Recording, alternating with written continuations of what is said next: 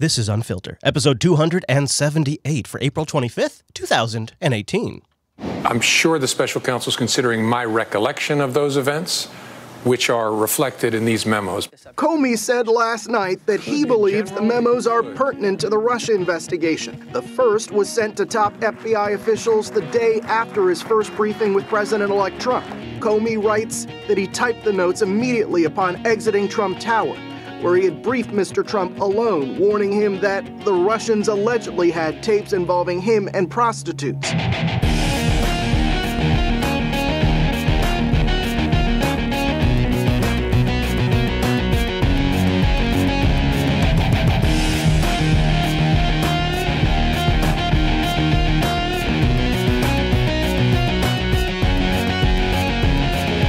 Hello, everybody. Welcome again to another edition of Unfiltered, Jupiter Podcasting's weekly show about the news you shouldn't be watching. I don't know if you heard, but today is what they call the most perfect day of the year. It's not too hot.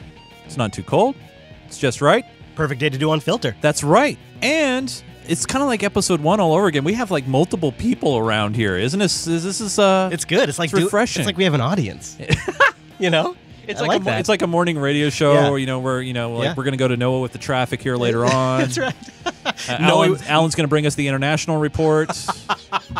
I think we're going to be good. I like it. Yeah. I like it. We'll get the Comey weather from Mr. Noah July. Hey, Noah. Sorry, I missed you guys last week, having by the way. Oh, yeah. Oh, right. I know we did an. I saw rough, that buddy. we had an exclusive Patreon post Yes. that turned to public for everybody. Aren't our patrons the best? They are. Aren't they the best? They're like the open source of Patreon. I put it to them. I said, you decide. In the Patreon post, I said, you decide. Should we release this to the general public or should they keep it? And they said, release it. Release it.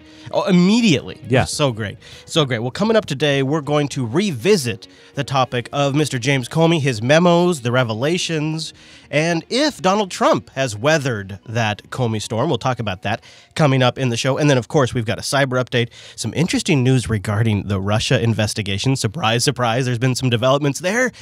As always, a high note, a packed overtime, and a little lawsuit you may have heard of this week. We'll get to that as well. Just a small one. Just a small one. How you doing, Mr. Chase? Well, I'm a little sore. So last week, the reason why I wasn't here was I was in San Francisco. Down in Cali. And unfortunately, I didn't really have a lot of time to do a lot of open things, but my goal being down there was to go to my first ever concert. I went to my first ever musical concert. I saw this group called Jamiroquai. And Jamiroquai. They did some songs and some famous things and stuff. Yeah. But anyway, I had a great time. Was on one of the last few flights of Virgin America before they axed them. It's funny though, Chase, because I have some memos here that says while you were in California, you hired some California hookers and had them pee on the bed. No. I got a dot. That's the other newness. Oh, sorry. I know it gets confusing. There were two newness's in the same state at the same time. It's kind of weird. I mixed that up. That Devin, right? He's quite the character. He is. Well, what do you think? Should we get the show rolling with a little cyber, as we like to do? ASL, buddy. Yeah, I think maybe we'll start with something that we all in the West, all of us, the quote-unquote West, need to worry about. It's brand new. It's never been a threat before until Russia thought of it, and it's your router. Our enemies can make it look like anyone is saying anything at any point. Oh, hold on, Obama. We'll get to you. Internet router may be the perfect spy tool for the Kremlin. That disturbing warning coming from the Department of Homeland Security. Uh-oh. And from Fox and Friends. Yeah. It's funny. I actually called it in our Slack. I said, for TechSnap, I said, all right, well, there's been an announcement from the Department of Homeland Security that Russians have been trained and hired by Putin to hack your router. So prepare yourselves for the So this is confusing to me because wasn't it not too long ago, maybe 6 months or so ago, when we found out that routers and other networking equipment was being intercepted and kind of our government spyware was... No, stop it. You stop it. That is a conspiracy. Oh. You are peddling conspiracies. Okay. So this is happening. No, maybe you're not familiar, but you need to go. So you need to understand. Home routers have been 100% secure for the last 10 years, and it wasn't until some really clever 4D chess playing Russian hackers figured out how to exploit them. I still use a web key. Is that cool? Yeah. Oh no, right, cool. You're fine. Just right, make cool. sure that you don't use the internet. You can have a local wireless LAN, but if you're on the internet, Russia's going to get you. It's connected to the power spy grid. Tool for the Kremlin. That disturbing warning coming from the Department of Homeland Security. And the U.S. and U.K. now warning that Russian hackers could be exploiting unpatched routers, using them to spy on people around the world. So how worried should we be? Yeah, you see, nobody else is doing this. Former Special Operations Intelligence Analyst Brett Velikovich joins us now with more on that. Hey, Brett, this is interesting. And when we're talking about old routers that they can use to spy, explain how that even happens. What? Yeah, explain to me, because I really don't understand what I'm reading on the prompter. Are you telling me old software connected to the internet could be used against me? That's, God, could you break this down? Happens. Exactly. And this is really just another incident in a long line of illicit activities on behalf of the Russian government. In this particular case, millions of these unprotected routers, these internet routers that everyday businesses and consumers have been hacked by Russian state-sponsored hackers that already hacked. They're it's past tense. This is done. Yeah, over a million have already been hacked by Russia. Do you understand that you are already personally screwed? I've been hacked. Yeah, dude, man, I'm sorry. Consumers have been hacked by Russian state-sponsored hackers that are intent on stealing our critical information and also, intent on stealing our intellectual property. And our intelligence agencies are very aware of this. They've been aware of this for a while. Yeah, they do it themselves. That the Russians have been able to successfully penetrate our critical infrastructure through these hacking activities, and the problem really is just too big to control. Here's what I think happens. Here's what I think is they project. They're like, well, we're doing this, so Putin's doing this. Right. Like if we can do this, if we can own people's link systems, then Putin can do it. So I guess getting back to kind of the messaging here. So yeah. We're seeing this on Fox and Friends. High confidence, dude. High confidence. And they only put very important things on Fox and Friends when they want the president to see it, right? I like this. This is a good framework to work within. So maybe, okay, all right, I'll roll with this. So Fox and Friends is messaging directly to a very particular audience member, you're saying. They have a specific target demographic. Yeah, and that being Donald Trump. Okay. Yeah. I could buy that, actually. I could see that being real. So let me ask you this. Yeah. What's the goal then? Well, that's the part that I'm confused about, because anytime the president talks about Russia, it feels hardcore, and then we hear in the back channels that it doesn't end up being hardcore. But now we're seeing this. So are we trying to spin the message here? I guess I think what I see here is take anything that's obvious and been a long-standing issue and blame it on Russia. That's what I'm seeing play out. Like you can take I've always said that routers on people's home networks were the canary in the IoT coal mine. I've said this a lot. People are probably sick of me saying this, but the fact that we shipped for years and years and years all of these Linksys devices, all of these TP-Link devices, all these D-Link devices, all these Netgear devices that we haven't figured how to properly patch and keep secure, or how to maybe not bake in a backdoor login, the fact that we failed that means that we haven't learned anything from the newer generation of IoT devices. And now we're sort of doing this backfilling of history, and we're pretending like all of a sudden it's this all of a sudden new discovered issue that elite-sponsored Russian hackers have figured out. Just like they're the elite hackers that figured out how to do a phishing attack. I would question, like, and I know you don't get the commercials for these clips, but is there a Cisco or Linksys doing advertisement? And I never thought about clipping the commercials, but that would almost like just 30 seconds of commercials around these would almost be. He's definitely there selling a book, his drone war book or whatever. They're selling all the time. But like, I would be interested, and we'll be right back. Hey, is your wireless router having issues? Well, here's what really bugs me about it is. If I were to zoom out a little bit, it is focusing on the wrong thing. We so constantly are freaking out about North Korean or Chinese or Iran or Russian hackers that we don't solve simple IT security issues in government, like shared user logins and basic things like everybody having way too much access to the network than they should have. And it's not me saying that. The Chief Information Technology Officer, I believe from the State Department, although the clip will clarify, said the same thing. As the House of Representatives issued its own alert about the lack of background checks on people working there. This is Philip Kinko from the House of Representatives. He's the Chief Administration Officer, and he was trying to raise the point that there are too many shared employee logins. Saying many had unfettered access to the body's network. Those were the words of the chief administrative officer himself, who went on to talk about the potential impact of such problems on the way the House manages cybersecurity. These gaps, in a broad perspective, relate to supervision and oversight of shared employees or lack thereof, improper vetting of the employees, and perhaps most problematic, the inability to enforce compliance with House information security policies. For example, the unauthorized access to office data or commingling of data, the use of unsecured software, cloud service, email account, and equipment. Despite security concerns, the proposal to abolish so-called shared employees was refused. A TV host and political commentator, Steve Maltzberg. We'll stop there. I think it's clear. It's obvious that basic security issues are not being addressed. And then on the public side, we're freaking out about Russian hackers getting into your routers. Meanwhile, we have people in the House of Representatives logging in using the same shared user ID across tens of machines. There's like low-hanging basic fruit of disconnecting systems from the internet, setting up proper network administrative access levels, making people log in as a user that is tracked to them, that is just for them, that is unique to them. We're not doing the basics, but then yet we're sitting there banging the drum about Putin and his 4D chess. Well, we're not doing the basics because, Chris, we're not spending enough money on this. And so what we need to do is spend more, get people properly trained, and get the proper tools in place. Show me the money! So you know who is spending some money is people on Reddit with GPUs. NBC News has just learned about deep fakes, and they didn't care. When you're deep faking Natalie Portman in a porn scene, NBC doesn't care. But my God, if you deep fake Obama, the line must be drawn here.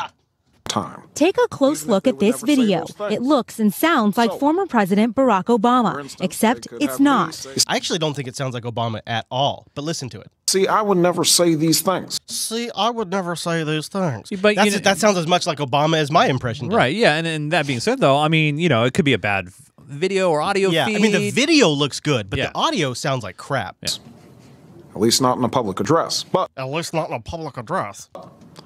Someone else would. Someone like Jordan Peele. The video was made to alert internet users to deep fakes, easy manipulations of video, photo, or audio. This photo went viral after last month's March for Our Lives. A Parkland shooting survivor seems to be tearing up the Constitution, when in reality, she's destroying a shooting range target. That's not a deep fake. That's a Photoshop. There's a difference. I mean, you can just have a separation in the video. Like you could that's a light fake. That's like a cut in the scene where you have one person recording the Constitution, or you just overlay, you just do frame matching. That's not deep fake. We're concerned about anyone that could be putting disinformation into the eyes of the public in the United States. Yes, Russia, absolutely. North Korea, Eastern Europe? Absolutely. Everyone, even people within the United States. Here at DARPA, the secretive Department of Defense agency that helped develop Siri and driverless cars. I'm going to go ahead and play this. They just get credit for all driverless cars. You like that? I love how they invented the internet. Of defense agency that helped develop Siri and driverless cars. I'm going to go ahead and play this. Dr. David Dorman is running a new program to fight against fabricated news, saying it's being produced all around the world. They're building new software and artificial intelligence that will allow government agencies and tech companies to scan any image to see if it's been altered. You might be able to look at the shadows here. Like this photo where a plane was added. The program scans it and detects the doctoring with a heat map. To the naked eye, this airplane has been placed in this photo. Yes, this is what we call a splice, where you take an object from a different photo and you place it into a photo. That isn't new. I mean, I don't know if people are aware, but none of this is new. I'm not terribly. I mean, I'm okay with this story, and that's just because it's so bad. Though, it's man. bad, but maybe it's kind of like a little bit of a canary thing, where it's like, well, be on the lookout for this because more is coming soon. Now, that is the definite silver lining of the story. It's like, hey, you need to be more critical about what you're seeing, and it's going to get even worse. That part I completely agree with, but they're the way they conflate Photoshops with deepfakes, it's so lazy. It's so lazy. Like, there's plenty. Like, they could go into celebrities that are being impersonated, and they could talk about defamation of character. Like, there's so much they could go into if they just stayed with deepfakes, but they can't help themselves. They stray from the subject matter. Oh, yeah. It's just so disappointing, really. I don't even know what else to say about it. It's just so disappointing. But anyways, there's been some, so we heard some Russia mentions recently. Why don't we shift gears and talk about the big Russia investigation? I don't have a lot to update on, but there has been talk, will Trump fire Bob Mueller? You know, old Bob. Are they going to fire Bob? Well, you can't just fire Bob, right? No, there's a process that has to happen. Yeah, a process that would involve Rod Robinstein getting canned and a sort of a domino effect. And so there's been a lot of speculation about that, as well as some other things like, well, I'll let the clip explain.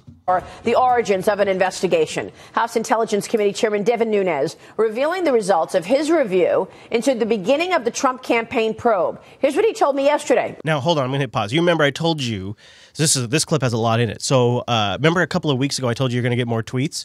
So Devin Nunes went to he went to the origins of the Russia investigation, just so that way Chase could get some more negative tweets, some more aggressive tweets, to find out what intelligence was used, to get that FISA warrant, to kick this whole thing off that we've now been talking about for what feels like 25 years. On Sunday Morning Futures. We've long wanted to know, well, what intelligence did you have that actually led to this investigation? So what we found now, after the investigators have reviewed it, is that, in fact, there was no intelligence. We thought, well, maybe there was one that went through a different channel, that was kept really quiet, that was secret, that was kept from the Congress and other folks. Well, in fact, after our investigators reviewed this, that is not what happened. There was no Five Eyes intelligence product. As it's been reported, there was no product. So one of the things that has been speculated was that perhaps we didn't pick anything up, but one of our allies picked up something while Trump was in Russia. What he's saying here is that is not the case, that there was not a Five Eyes partner that picked something up that they had let us know about. Five Eyes intelligence product. As it's been reported, there was no product. Joining us right now to talk more about that is Fox News senior judicial analyst, Judge Andrew Napolitano. Judge, no official intelligence, and he mentions the Five Eyes, which is an agreement that the U.S. has with a total of 5 countries to share intelligence, that we don't spy on one another. No intelligence went through that Five Eyes in terms of launching an investigation into the Trump campaign. So let me explain. Let me look at this 2 ways. One is the president's argument and Congressman Nunes's argument is that this is a political hack job commenced by Sidney Blumenthal and Democrats through a dossier that they paid for, which they got their friends in the FBI and the intelligence community to present to a FISA court judge to authorize surveillance on Carter Page and perhaps on others, and that surveillance developed more information. So far, that's all true. Yes. That's all true. Stated differently, it really started by trying to sort of push a string through a pipe, and they managed somehow to get the string through. That's one argument. The other argument is it is very dangerous, and I've been critical of Congressman Nunes in the past, though I know him and like him and agree with him on many things and respect him and respect his work, for him to look at top secret information and cherry pick it for a political narrative. He did this 2 months ago. He did it last week. So you see, we have 2 things going on, both of which are true. Devin Nunes is cherry picking information, and then he is on his own or by someone's suggestion choosing what to share. Then you have the fact that what he's choosing to share does seem to be legitimate. So it's a really complicated situation where there is another side of the story, but what we're seeing isn't necessarily being made up. It's just selected. Right. Cherry pick it for a political narrative. He did this 2 months ago. He did it last week. We can expect the opposite conclusion to come from Congressman Schiff, which we've been seeing this whole time. It's something we've been following on the show. You see Nunes say one thing, and then Schiff comes out and he's got a total different interpretation of the facts, and then we sit here in the middle and go, well, they both kind of are saying the same thing. They're just saying it differently. I mean, to be fair, and Devin also said he recused himself from this anyway, so we don't have anything to worry about, right? And cherry pick it for a political narrative. He did this 2 months ago. He did it last week. We can expect the opposite conclusion to come from Congressman Schiff, who will do the very same thing. In the good old days, which is about 6 months ago, If Congress wanted to know how a criminal investigation started, they would serve a subpoena on the Justice Department. And the Justice Department would take that subpoena across the street to a federal judge who would quash it and say, you know what? We don't interrupt, we don't invade, we don't second-guess criminal investigations while they're going on. You can see this stuff after they're concluded, whether they conclude with an indictment or whether they conclude with nothing. Think about what he's saying there. I completely agree. I agree with the judge there too. But he's saying what I just want to recap. Yeah. What he's saying is, it is completely unordinary to come out in the middle of an investigation and say, "Hey, by the way, what tipped this investigation off was bogus." Right. Hey, FYI. That is normally it's like a follow-up challenge in the court where you reveal your evidence. Like that's how it's normally revealed. Yeah. So there's obvious political motivations on both sides here. Right. And this is where, especially, and unfortunately, it does go back to the president when, when he's up there and he's causing it, calling it, no collusion. This is a witch hunt. Any collusion? Planting the seeds.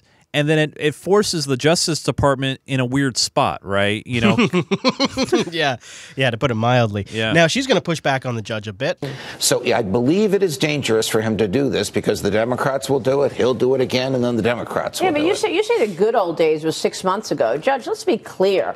There were subpoenas after subpoenas to get information from the Department of Justice and the FBI, and they stonewalled Congress, and they did not get it. So there's no good old days 6 months ago. I was being a little sarcastic when I said 6 months ago.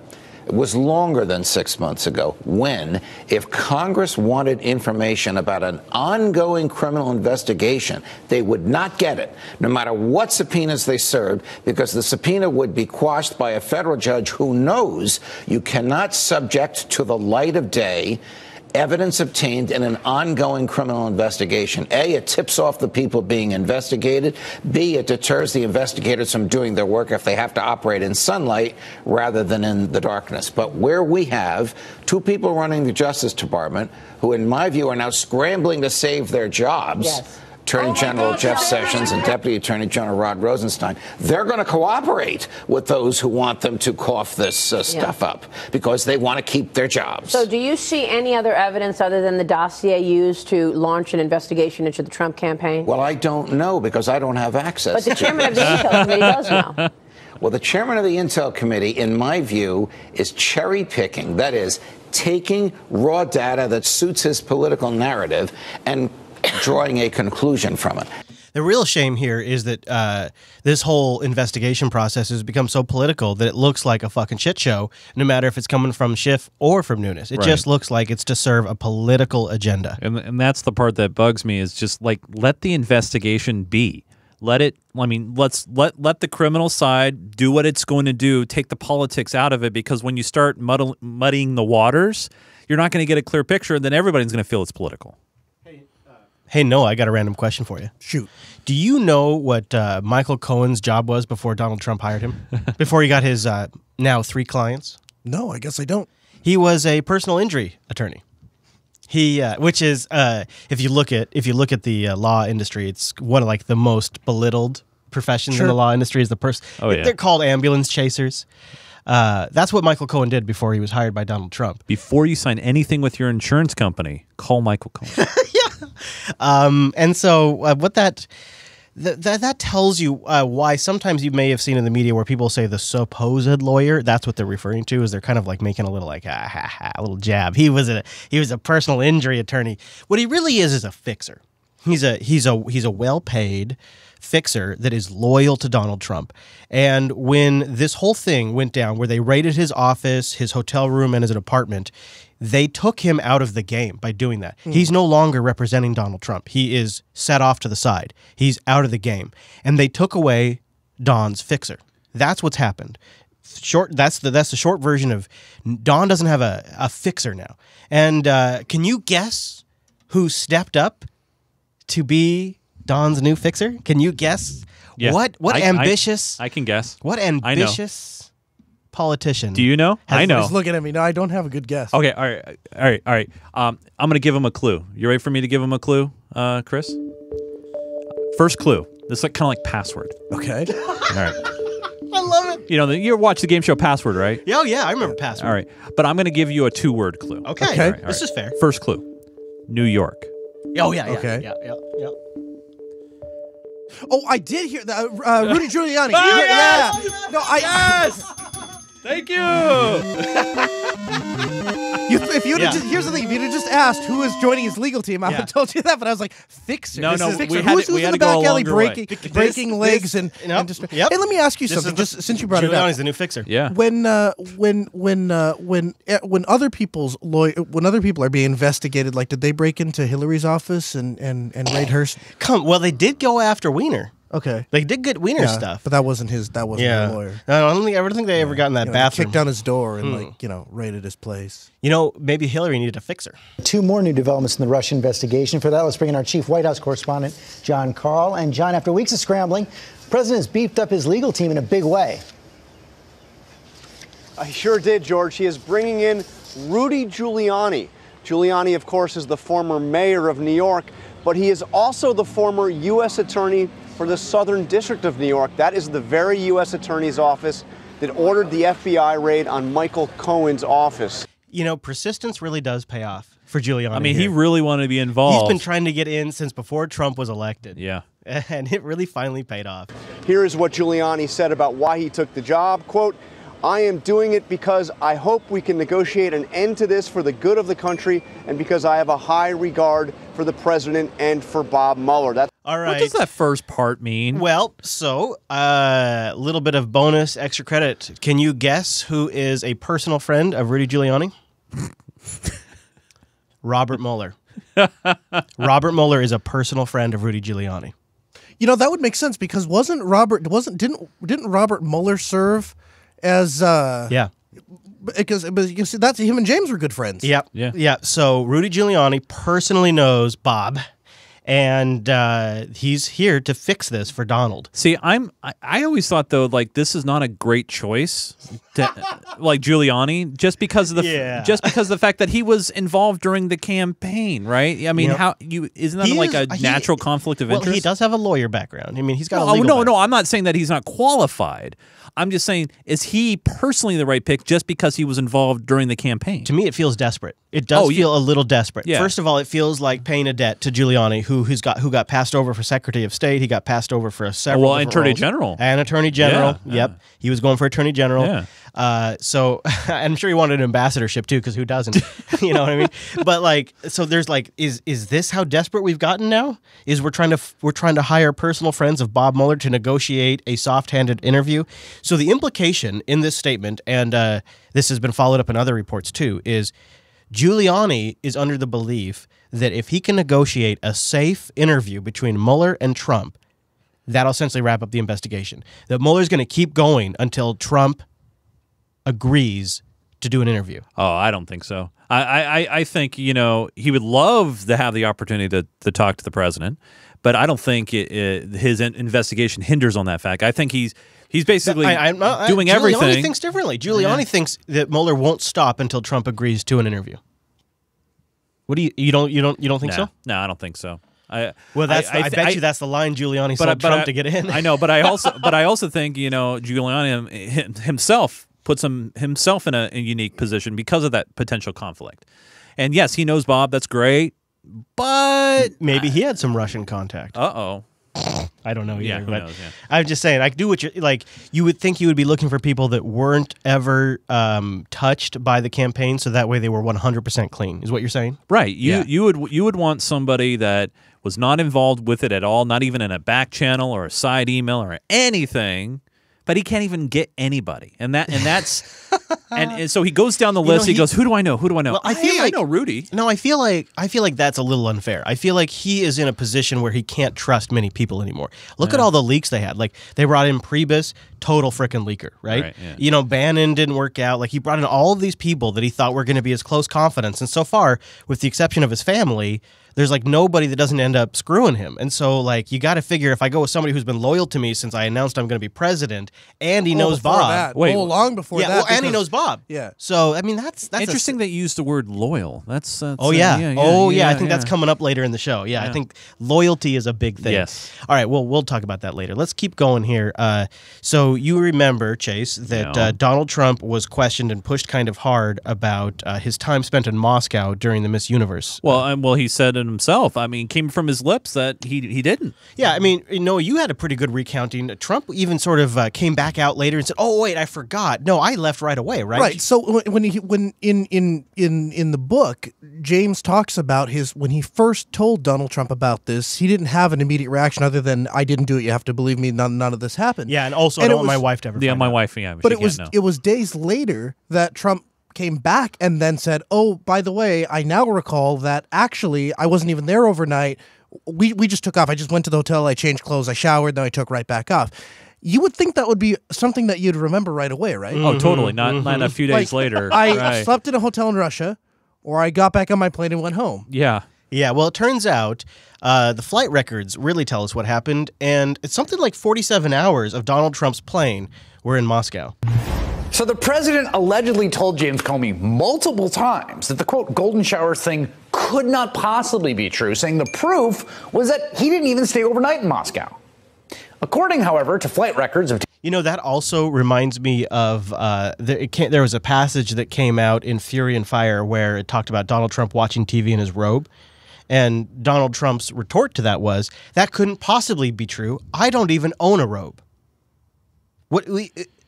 I don't even believe that, but that's how the man works. That's sort of, he goes to like, well, the whole premise must be wrong because I don't own a robe. Boom. What are you going to do now, sucker? And like, he couldn't have hired hookers to piss on a bed because he didn't even spend the night. Boom. What are you going to do now, sucker? There was no bed. It's the same. Yeah, it's the same kind of theme here. Multiple times that the, quote, golden shower thing could not possibly be true, saying the proof was that he didn't even stay overnight in Moscow.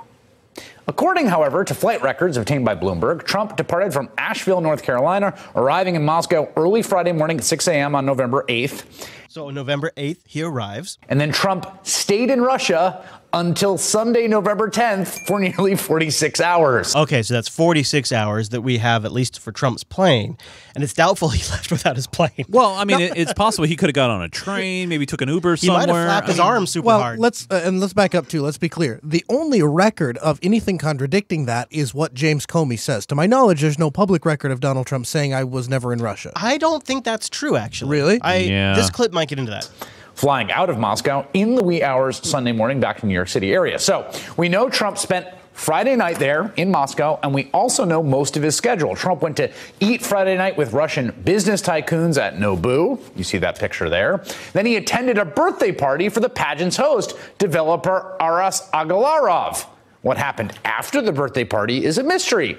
The only thing we know about the night that Trump slept in Moscow comes from his bodyguard Keith Schiller when he reportedly told Congress he turned down an offer from a Russian to send women to Trump's room. Can we just take a moment and discuss how obnoxious Chris Hayes is? He literally sounds like he has an erection right now. He is like his erection is pushing up against the desk as he's talking. He's so excited about the fact that his night in Moscow. Actually, I really think all news outlets are guilty of this around this time period. I mean, just it's true. Whenever it gets a small bit of piece of information, they go, "Oh my god, like Rachel Maddow and the tax returns." Yeah, you're right about that. I mean, yeah. Oh, it's just really wearing thin on me, I think. I'm starting to just run out of patience. It's just, okay, all right. Continuing on. Yeah. I'm sorry, I just had to say something. So the president I didn't mean to do that, though. From his bodyguard Keith Schiller when he reportedly told Congress he turned down an offer from a Russian to send women to Trump's room. Schiller testified he stood outside Trump's hotel room for a time and then went to bed. All right, so what we have on record is that they turned down a hooker. Okay. Well, first of all, that was his first mistake. Let's be honest, Russian hookers, I've heard they're the best. The next time Trump is seen publicly is the next day. Before the Miss Universe pageant on Saturday, Trump sat down for an interview with NBC looking a little bleary-eyed. I don't feel like they would normally make that accusation. But he does look like his eyes are red. Like he looks like he had a long night. Yeah, check. If you're watching the video Let's go to the videotape. Yeah. Oh, do you? Yes. Do you see it? I see it right away. He looks like he's hungover. He's tired. Yeah. Chat room is asking this too, and I guess this is one of my questions: is what? Let's just say, for the sake of argument, that we find out definitively this is true. Yeah. Who really cares? Oh well, it comes back to one simple thing: the truth. And when he comes out and starts saying, "No, it's the fake media, fake news, I didn't fake even this. spend the night. I didn't do this." Yeah. And then, oh, well, I couldn't have possibly done this because I wasn't on an airplane. Just weird. I don't have a robe. I don't have a robe. There's that element. I think of that's it. what it really the basics come down That to. I can see. But I mean, there's that element of it. But I think what it's more. What did he say? What did the Canadians say? What is it? Yeah, what it is blackmail. Yeah. Oh, yeah. It's 100% about blackmail. For blackmail. For blackmail, we got to be, get that guy a mic. For blackmail to be effective, though, they'd have to tell something. They'd have to tell the American people something Right. they It is haven't no already longer been hearing. it is no longer effective. So I don't need to tell you this because you've read the whole book. In Comey's book, he says that one of the reasons we even give Trump a heads up about the potential pissing blackmail is if we let the target know that the FBI is aware of this material, it is not nearly as effective as blackmail anymore. Right. So the blackmail was essentially neutralized before Donald Trump even entered office when James Comey had that super awkward meeting with him up in Trump Tower when everybody else left the room. Right. That's when the blackmail defensive briefings. Yeah, that's what defensive briefing exactly. They actually have a term for it even because that's how frequently this shit happens. Yeah, and they took care of it at that point. But nominally, that aside, the idea would be that as the imagery of your president hiring hookers to piss on a bed would be so devastating to his presidency that essentially he would do anything on behalf of 4D chess playing Russia. Is the idea. And that's why I'm starting to, believe it or not, believe in this existence of a tape. I would love that so much. And the only reason is of these records, of these flight, and now seeing him here and seeing how just adamant and violently he's been denying this. And now timelines are starting to line up. I mean, it's a relationship with Vladimir Putin, a conversational relationship, or anything that you feel you have sway or influence over his government? I do have a relationship, and I can tell you that he's very interested in what we're doing here today. That's pretty much it. But, even going back to Bill Clinton, and the whole Monica Lewinsky thing, and the impeachment was voted, but it wasn't confirmed or whatever the case may be. It came back to the lie, the definition of what is. That was under oath, though. Well, number one, but still, and number a two, truth thing. That's true. I definitely agree with you with the integrity aspect, but also you're talking about. We're not talking, this PP tape thing. This is not. That wasn't part of his presidency. Not like we flew him over there. Right. It was in 2013. Yeah. It just seems. I don't know. It just seems like we're making mountains out of molehills to a certain degree. But they also spin it in a way to say, well, if this PP tape thing didn't happen and, he didn't stay overnight in these hotels and hang out with the hookers, then the dossier must be untrue. That's the other thing that they kind of hanged on this. Yeah, it does validate. If it's true, it adds more credence to the dossier. Exactly. Yeah. I think that dossier is always going to be controversial because I think they took certain actions to make sure that some things in the dossier happened. Like, I think some meetings were arranged and then they wrote about it in the dossier. Like, well, so it's always going to help that it was funded by his opposition, right? But this whole if there is a piss tape, oh man, is that going to be a great episode of Unfilter? Oh, you know what I'm saying? Like, oh, I can't wait for that if that's true. If there is, you got to figure our Donald's going to be baiting to that all day. Well, that's why I wonder. I mean, with the whole, and I don't know if you have clips of with the Haley thing and the sanctions, not being pushed. Not this week. We had them. What was that? Maybe last week. Yeah, in overtime. But when you got Nikki Haley, in the UN saying, yeah, we're going to put in the sanctions, and the White House quietly pulls them back, and they try to throw her under the bus. Yeah, well, I'll tell you, I speculated in the overtime last week, just as a quick recap, what happened there. Yeah, because it's weird, right? Yeah, so, it's very odd. I would think. My bet, if I was gonna add like some bloomin' onions to that steak I owe you, what I would say is, I still need that steak. Yeah, thank you for reminding me. I appreciate I won't that. forget. Hey Google, set a reminder. I need a steak for this Chris. weekend. Yes. No, what I think happened there was, I'm not gonna pretend like I just made this up. I was, for God's sakes, reading Politico. I hate to admit it. And in there, they talk about how pissed Trump got. Because what happened is we kicked out 60 Russian diplomats, quote-unquote spies, right? We kicked out 60. Other countries kicked out 6, right? So we kicked out way, way more. And he was misinformed. He was misled by his staff that other countries would be kicking out more diplomats to make a huge statement. And what happened is the United States ended up making a massively disproportionate statement about a poisoning that didn't even happen in our country. And we shut down a consulate in Seattle over all of this. We turned the dial up to 11 on the response, and all of our allies turned it to 3. And he was legitimately pissed because he was led to believe that everybody else was going to 11. And so when everybody else went to a 3, he said, well, fuck you on the sanctions. You screwed me with the diplomats. I'm not doing these sanctions now. And he said, pull it back. We're not doing it. See, my minor conspiracy theory was that was the play the entire time. Ooh. And to look good for Putin. Some Bellingham, Washington bacon here, buddy. All right, Vlad, I'm going to kick out all these guys, but don't worry. I won't push the sanctions through. We'll figure it out. We're going to make it look good for the American people. My only question to you is how many sanctions are enough? It's been a lot of sanctions. Yeah, there's been a lot of talk of sanctions, but have the sanctions actually gone through? Or do they matter? Like, we always sanction like these idiots. It doesn't really seem to matter. Meanwhile, Putin's like, I'm good. I don't need to know the sanctions. So we mentioned Comey. Let's get into Comey a little bit. He's been throwing some shade, and it's the most sort of bitchy way to throw shade. Like, I don't know if he's beaten his wife, but it's possible. Do you think people tied to President Trump colluded with the Russians? I don't know, is the honest answer. And that was what we were trying to investigate at the time. Was anyone aiding the Russians, conspiring with the Russians? There's no doubt there was smoke around that. Whether there's fire, I didn't stay long enough to know. Do you think the Russians have something on Donald Trump? I think it's possible. I don't know. These are more words I never thought I'd utter about a president of the United States, but it's possible. That's stunning. You can't say for certain that the President of the United States is not compromised by the Russians. Yeah, it is stunning, and I wish I wasn't saying it, but it's the truth. I cannot say that. So James Comey's been going around plugging the new book, as you can obviously see from that clip. He's plugging the new book, and Noah is here to give us a book report in a moment. But you see, James, he's not sure. He's not sure what's going on. And since we talked about James Comey's book last week, there's a new sort of relevant news item that plays into all of this that's kept us in the headlines, and that's the release of the memos. Former FBI Director James Comey's confidential memos about President Trump are now public. They show the full extent of the president's concern about the Russia investigation, loyalty, leaks to reporters, and an unproven dossier exploring Mr. Trump's alleged ties to Russia. The president tweeted that the memos, quote, show clearly that there was no collusion and no obstruction of justice. He accused James Comey again of leaking classified information.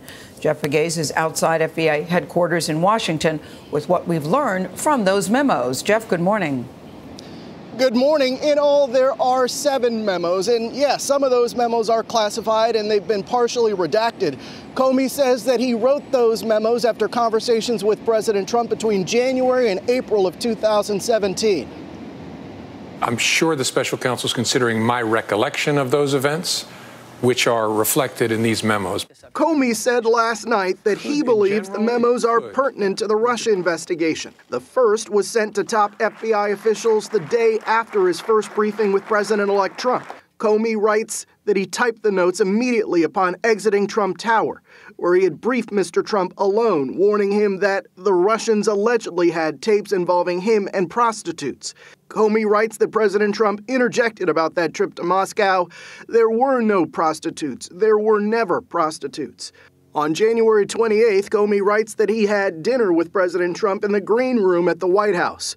Comey remembered the dinner conversation being pleasant at all times and chaotic.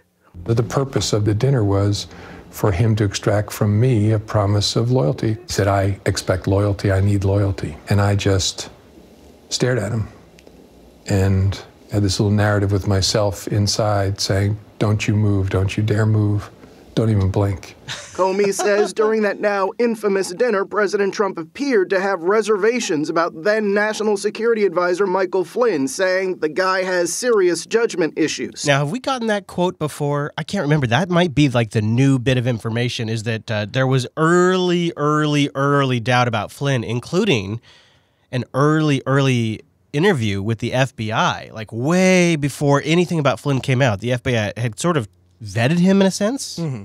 I was concerned that I needed a record to show the other intelligence agency chiefs who had been with me but didn't stay behind for the second private meeting. And I also was worried that I was meeting alone with the president. Comey kept notes of his conversations with the president and even Chief of Staff Reince Priebus, who asked Comey if he had a FISA order on Mike Flynn. By then, investigators knew Flynn had lied about his contacts with Russian Ambassador Sergei Kislyak. In a later memo, after Flynn had been fired, Comey says the president asked if he could see your way clear to letting this go, to letting Flynn go. Now, that would be what the entire linchpin of the obstruction of justice case against Donald Trump is. I got to be honest with you guys. I don't think that is solid enough.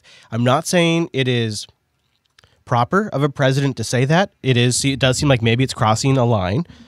I don't think he should have done it. I don't think you're going to impeach a president over that, though. Like, it has to be obvious obstruction of justice. Do you agree?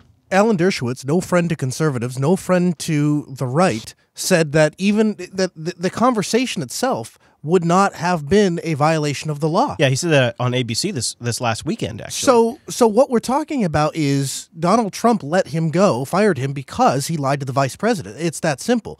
So we're not talking about a law being broken. And the thing is... You mean Flynn lied to the vice president? Right. Oh, okay. And the thing is, if the narrative is that Donald Trump was trying to get rid of James Comey to end the investigation into Russia, well, we now know, after learning the rest of the contents of those memos, that's not true. Yeah.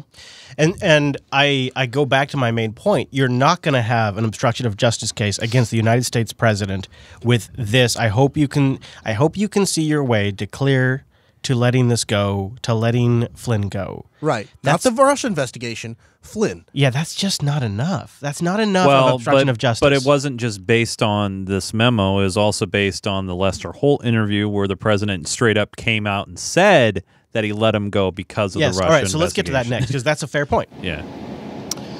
Also, CBS News has confirmed that the White House has been informed that the president is not a target in the investigation into his personal attorney, Michael Cohen. Deputy Attorney General Rod Rosenstein informed White House officials of that, including White House counsel. Again, he's not a target, but Chase is right. In the interview the next day, he said with Lester Holt, that might have been a part of it. That might have been part of why I thought about it. That's essentially what he said. Yeah. It's still pretty flimsy. I would say, I think I'm ready to make a Red Book prediction about the Russia investigation. I think I'm ready. I think you're going to have a lot of people around Trump fall, but Donald Trump himself is walking away untouched. I don't know if he's going to walk away with the political capital I thought he would initially. So he's not going to have the political capital I thought he was, but they're not even going to touch Trump with this. Any more pardons coming?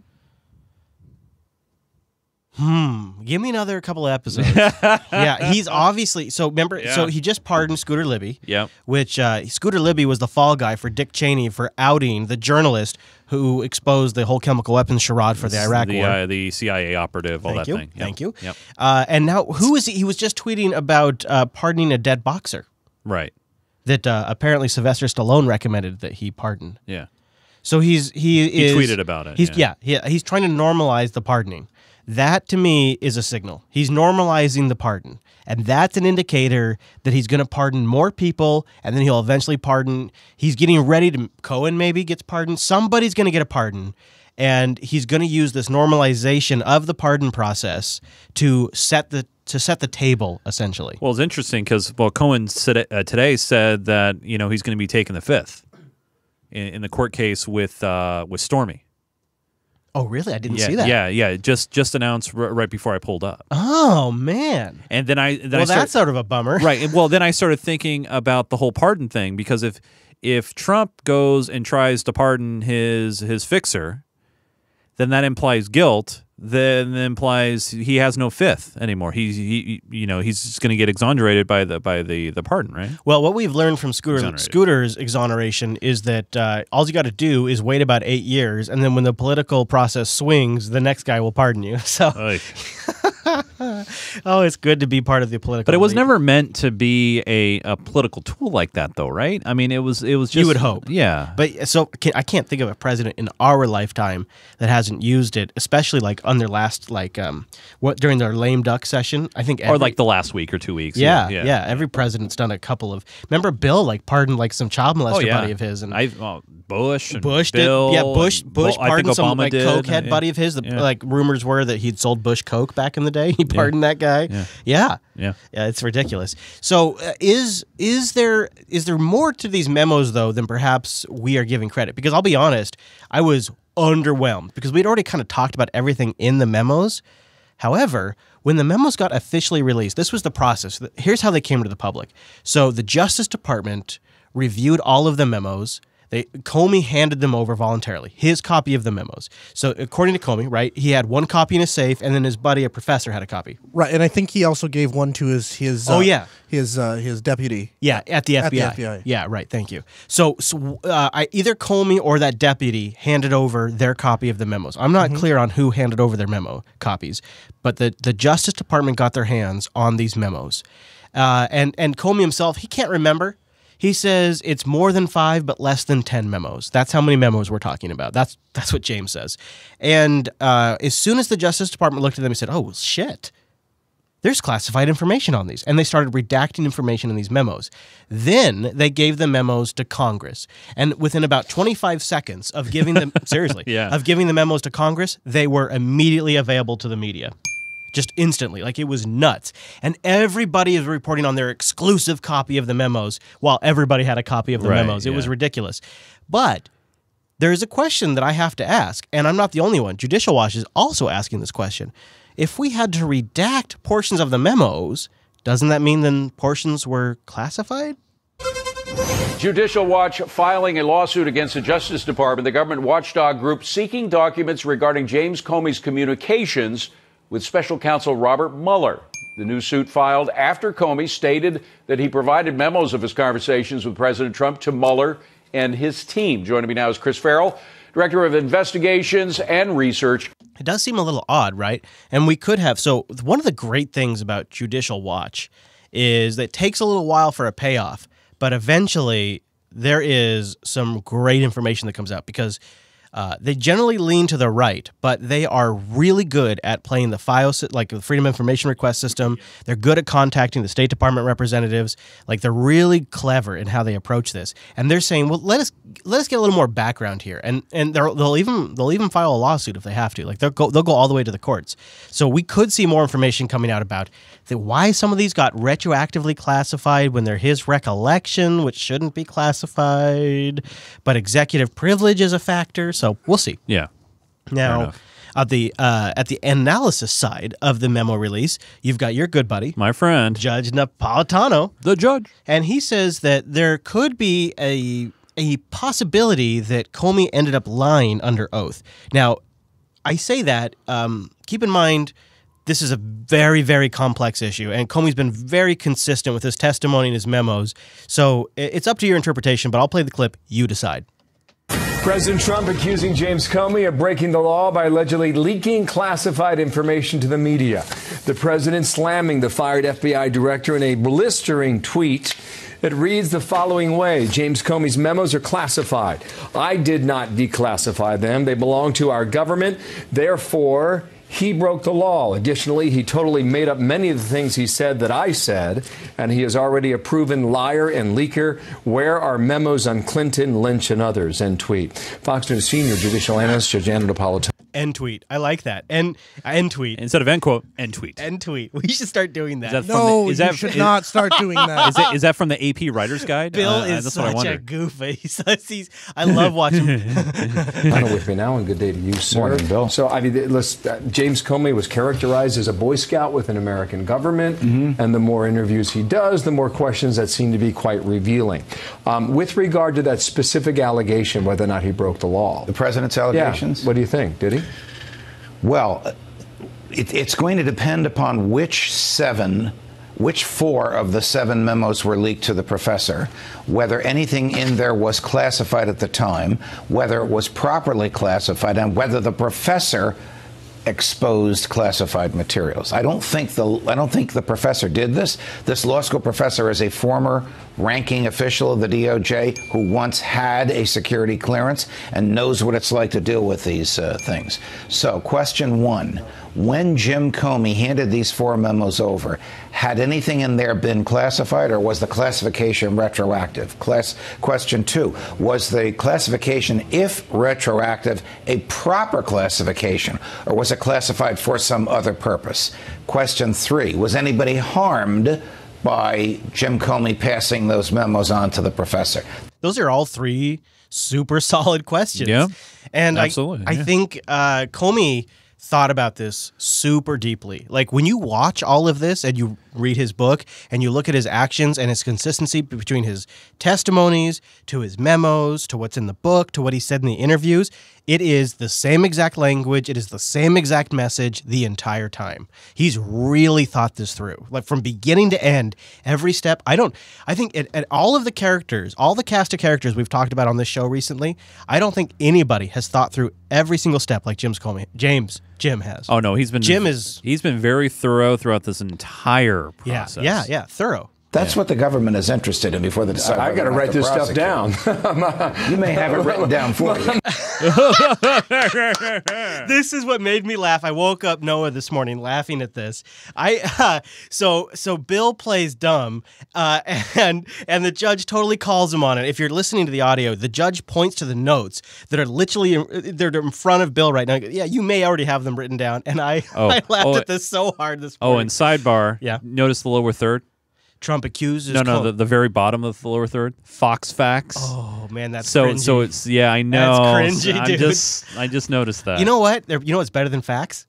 Fox facts. Fox facts. Was interested in before they decide. I got to write this stuff down.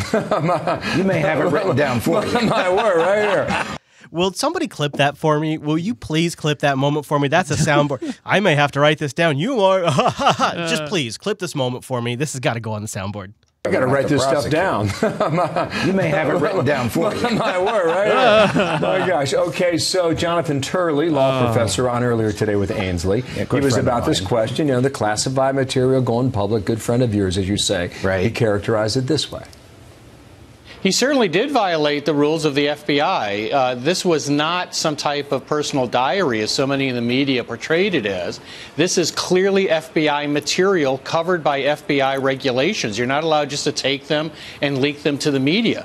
All right, well, in that comment, he did not reference the law. He referenced the rules. It is clear that FBI and DOJ regs were violated by the mere delivery of those memoranda, even if they didn't contain anything classified, to the professor. So the professor friend of Comey's, this professor, Jonathan Turley, is correct there. But I think that the House Intel or Judiciary Committee is more interested in whether or not Jim Comey violated any federal law, not whether he violated DOJ regs, for the simple reason that he doesn't work for the Department of Justice anymore. They can't do anything to him as a result of the violation of those regulations because they weren't discovered until after he was fired. Well, you remember the question? You remember how I just said he's really thought this whole thing through? He's really thought this whole thing through. Like, I mean, remember, he's a career guy. He knows the regulations and rules throughout. Yeah. I mean, so he knows what to do. In a way, I guess that's what you want from your FBI director, right? Like, you want a guy that's thinking it through. This guy has thought it through. And his message has been consistent. Violation of those regulations because they weren't discovered until after he was fired. Well, you remember the question that Senator Grassley had 11 months ago under oath? I do. mean, did he lie under oath? He may very well have lied under oath. Senator Grassley obviously knew what he was asking and knew that there was contrary testimony under oath. So, will he be prosecuted for lying or misleading the Congress? If it's a clear case of lying or misleading, I think he will be. If it is a he said, she said, so to speak, even though in this case it's he said, I don't think they will because they don't like to waste juries' times with that. Well, one last question. You read the Comey memos released at the end of last week. Yes. And probably a weekend to marinade. What do you think? I don't think there was anything in there that was classified. All right. Well, there you go. Which again would be consistent with what James Comey has been saying. He's That thought- nothing he's in thought- there was he's thought through classified. the whole thing. Well, and wasn't the push though to get these memos pushed out and released was some sort of political ploy or something? I mean, I vaguely remember like we got to get the memos out. We're gonna subpoena to get these memos out because of the whole book thing, right? They're trying to discredit, and then the memos came out and they're like, oh well, it's just We knew all that. Yeah, there's nothing different here.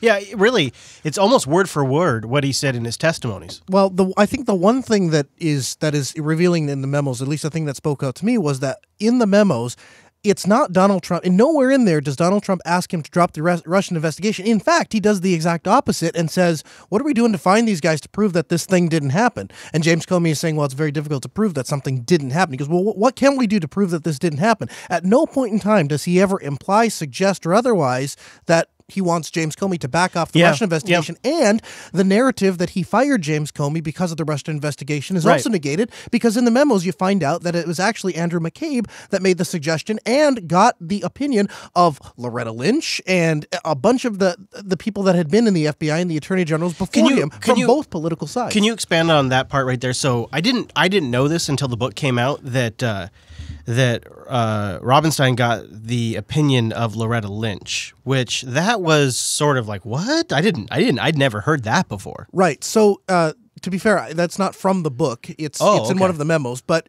that where Andrew McCabe had gone and talked to people like Loretta Lynch, and she apparently denies the conversation that James Comey does put in the book, where he says that she understood. Yeah, I remember that. Yeah. So, but to me, that's where those memos reveal something that we didn't previously know. Yeah, or at least lends credence to the fact that's what I'd say. Not the case. It lends credence to it. Yeah, absolutely. So let's go back. I'll resume the clip. This whole conversation to me it feels really unscripted. Like they're just like they've got 45 seconds to kill of airtime. Just fill some time. Yeah, and so the judge says stuff that wasn't on the agenda, I think. Grenade? What do you think? I don't think there was anything in there that was classified. I really don't. I think those were his own recollections, maybe self-serving, maybe truthful about his conversations. Classified or not, what is your summary of what you learned in there? I think it's an indictment, lowercase I, not an indictment from a grand jury. It's an indictment of the president, if those are accurate. The memos? Yes. In what sense? Well, the memos are what Jim Comey told whatever committee testified before, I don't remember which one it was, shortly after he was fired, that the president attempted to interfere in the investigation of Mike Flynn. That doesn't mean the president did. It means that in Jim Comey's view, there is evidence of it. Okay. So the memos back up the testimony that he gave. All right. Thank you, Judge. You're welcome. Come on back. Come on back. Come on back. Won't you all come on back now? Yeah, that's the judge's opinion, and I think that kind of syncs up with where I'm at right now. You had different interviews with Comey. He really did a whole press tour. He did a press tour. It's the general framework. But the one I liked the most is right here. I'm gonna say I'm not generally a Jake Tapper fan these days. He's been disappointing me, but I felt like Jake asked some decent questions in this interview with Mr. Comey. The president has obviously had a lot of words in response to you for the last year and change, especially this last week. He's called you a liar and a leaker. Our report says that a Republican who recently spoke with the president says that the president feels as though he has weathered your book tour. Has he weathered the book tour? Has he come out unscathed? Now, before I let him give the perfect James Comey answer, which he gives in every single interview, do you think Trump's weathered this book tour? I kind of think he has, actually. I don't think he's any worse off before the book tour started. Yeah, I was just going to say, I think it's the same level. But that, in a way, is a win. Well, this is a man of credibility in a sense. Yeah, but kinda. I mean, the thing is, though, they were hoping to throw Comey off his game. It didn't really throw him off his game. I bought the book. Yeah, I think this man sold some books. Yeah. I think he's an excellent writer. You've been complimenting his writing style for a week. Yeah, I think he's a very good writer. The content I have some objections with, but I think he writes very, very well, and I think he outlines and articulates better than almost anyone I've ever read. He also rationalizes and backfills history in a way that is clear, easy to believe, and understandable. Yep. He, I think, has done a good job of sort of resetting his public opinion, but I don't think Trump has come out particularly damaged from this. Which I agree. I think so. If I were going to say one thing about James Comey's book, he is trying to take a moral position and draw a moral contrast between his belief system and Donald Trump. With him as the arbiter. Yes. And he would also tell you that what more is America but a collection of its values? That is what America is, a collection of its values. And when you have a president who doesn't represent those values, it's damaging to the moral fabric of our country. I believe, do you think I'm accurately No, I think you're accurate. I just think that it's an important distinction is as judged by James Comey. Right, yeah, fair enough. I just completely disagree with the premise that we're nothing more than a collection of our values. Right, because we don't have a collection of values. No, we are a melting pot, and what we are is a collection of laws, and we have borders, and we have culture, and we have customs, and we have history. I mean, we are a collection of a million different things. And to say that we are just one thing and then hold all things up to that one thing, well, that's going to be a guaranteed failure. Which, by the way, is subjective, right? We have there's a wide scale of morality and right and wrong. Ironically enough, he opens the book admitting to that very fact. Right, yeah. That you're all predisposed to those biases. Sure. Yes. So now I'm going to play the rest of this clip here because this is an example of, I mean, part of me wishes that more politicians spoke like this in a way, because it's rational, it's clear, it doesn't feel like they're lying to you, and it comes from like an understanding of perception, which is so important for politicians. So in a way, this is almost the perfect political answer. The only problem is he's not supposed to be a politician. I have no idea. The book tour is not about the president. It's about my hope that I can be part of facilitating a conversation about our values. President Trump figures in that, obviously, because he's part of the stories I'm trying to tell to illustrate ethical leadership. Because it's not about him, I haven't thought about it in terms of whether he's weathering it or not weathering it. Man, I'm not even thinking about that. I'm not even thinking like that. I'm not even wasting my time with that. Right. It's not even there. That is so smooth. And then Jake pushes back. But again, you're not going to rattle Comey here. The book's about President Trump to a great deal. I mean, there's a lot. I read the book. There's a lot in there about your time as a U.S. attorney, about your childhood. But there's a lot in there about President Trump, especially in terms of leadership. He's an example of how not to be a leader, in your view. He's the villain of the book. You know, and interesting about that is if you just read the book text-wise, talking directly about Donald Trump, I would agree with James Comey's assessment. It's maybe the last chapter, maybe 2 chapters that he talks about Donald Trump. But he starts the book, he gives this example about his time in the mob and how the mob asks for loyalty. And all of those have these subtle little inferences that lead up to the very end of the book. And so if you look at it as a whole, really the whole book's about Trump. Yeah. In a big way. And it starts with a super, super powerful story. And this isn't really a spoiler because it's at the very beginning of the book about how James Comey had a gun pointed to his head as a young child while a burglar came into the home. And him and his brother were put in a very bad situation. And under that pressure, James Comey still did the right thing. Yeah. Well, I mean, kinda. He lied to the right. He's such a weasel. Yeah. He did the right thing according to the law. So Jake asked a really good follow-up question. He's like, "Come on, he's the villain of the book here. The book is kind of about Trump." James comes back with the perfect answer. Especially in terms of leadership, he's an example of how not to be a leader, in your view. He is the example of somebody who is a bully. He maintains that honest-looking face, too. That I'm talking to my mama face right now. He's so good. And you talk throughout the book about how you hate bullies. I think he is a counterpoint. That's why he's in there. I couldn't write about ethical leadership and illustrate it with stories without telling stories of someone I think fails to reflect the values of an ethical leader. So sure, he's 3 of the 14 chapters. It's an important part of the book. But all I meant is it's not a book about Donald Trump, and I hope very much it'll be useful long into the future beyond the Trump presidency. I actually think that sums up where he's coming at. When you're trying to do the Comey math, like why did he say they're opening up an investigation into Hillary right before the election, while at the same time he's screwing Donald Trump with these memos, and you can't square this?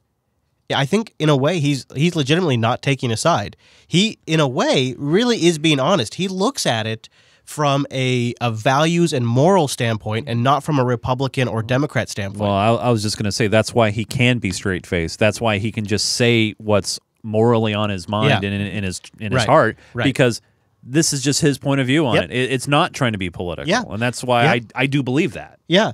Now, I would say, and Noah, I have not finished the book, so I will defer to your judgment on it, but I would say the only problem with that is even in the book, he makes basically an exhibit of decisions he made outside the system, outside of his management structure, because he felt like it was the right action to take, including the announcement that they were reopening the investigation into Hillary. Like a lot of the press conferences, all of that were sort of his almost ego driving that. Do you agree with that assessment? 100%. In fact, he goes so far as to say in the book that he wishes it wasn't the case. He hopes it's not the case, but he would be naive to believe that it is not possible that the fact that he believed Hillary Clinton was going to be the next president of the United States wouldn't have influenced in some small way his decision to disclose to the American people that the FBI was reopening this investigation. And in a way, I can commend him for his honesty within himself and all of that. I just think that to a certain degree, his drive to always do the non-political thing, to always do the non-partisan thing, to always not take anyone's side, put him at odds with a individual who likes to be buddy-buddy, who wanted to wrap his arm around him and, be his friend and something like that. And I'm not here to tell you that that's the right way for the FBI director to interact with the president or the wrong way. I'm just saying that he was nominated under Bush, served under Obama, had high respect for Obama, and so he was able to swing between both parties. And I don't think it was the fact that Donald Trump was a right-wing Republican that put him at odds. I think it was the way that James Comey wants to separate personal and professionalism, and the way that Donald Trump just doesn't know how to do that. That's a great point. Great point. I think you nailed it. Yeah. And I think that's what makes Donald Trump perhaps not a great president in a way, because it's all about the rules, the procedure, the process, and the tradition. And he doesn't want to deal with any of it. Yeah, which may be why he got elected. He just wants to be the best, and he just wants to do the best job possible. And if that involves him scamming everybody, so everybody thinks it's the best job possible, or actually doing the best job possible, he doesn't care. He just wants to be a great president. He wants to, I think, probably deliver on all of his campaign promises, simply because that plays into being a great president. And that's his whole goal, is brand Trump. And he would love the history books to look back and say, Donald Trump was a great president. He was the best president that ever presidented. Yeah, exactly. And whatever he can do to do that gets him there. And there's these damn Russia investigations and these James Comeys that just keep getting in his way. And, if we could just see our way to letting this whole Flynn thing go, that'd be great, because I want to just get on with being the best president ever. And that's fine for a businessman. Right. It's a weird mode of thinking, because if you want to be the best president ever and you want to do things for the good of the country and all the great, accolades and things that you throw around with that, then you don't do things to make it seem like you're guilty. And telling mistruths and misdirections and doing the things that maybe he did do in the business world and no one really knew about, except for the people of New York that always tend to say, yeah, we knew about this a long time ago. You don't do these things. So you can't have both. You can't be like, yeah, I want to be the greatest president ever and I want to be good and do the most weird, just what are you doing kind of a thing. I kind of want to hear what Noah thinks about this, because I have never asked him that. But I will say this, in a way, this election was almost a test between the politician who has been on a trajectory towards the presidency since her 20s versus the guy who decided in his 70s to run for president.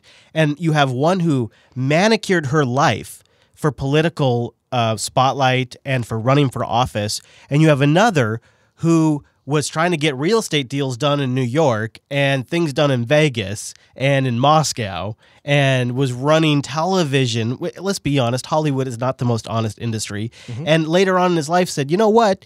all of these guys suck so much, I could run for president and win. Wouldn't that be a laugh? And went for it. Like, Hillary is a manicured, scientifically engineered politician grown from a petri dish to run the country, and Donald Trump is the chaos candidate that was supposed to go in with a cleaver and drain the swamp. And the one that was known to be a pussy grabber before the election, and the guy who has the worst comb-over literally in the history of comb-overs and was a reality firing guy, ended up winning because the people are so sick of the manicured candidate. I really think that's true. And what you end up getting is somebody who is completely incompatible with the system. Hillary was designed for the system. This guy's incompatible with the system. That's why he was elected. He goes in there. He's hoping you can see that your way out of this, James. Can't you just kind of like fucking wrap this thing up in the next few weeks, right? Because we got to move on. We got to make sure that Q4 is a great quarter for us. And you're right. And it's born out. I agree with all of that.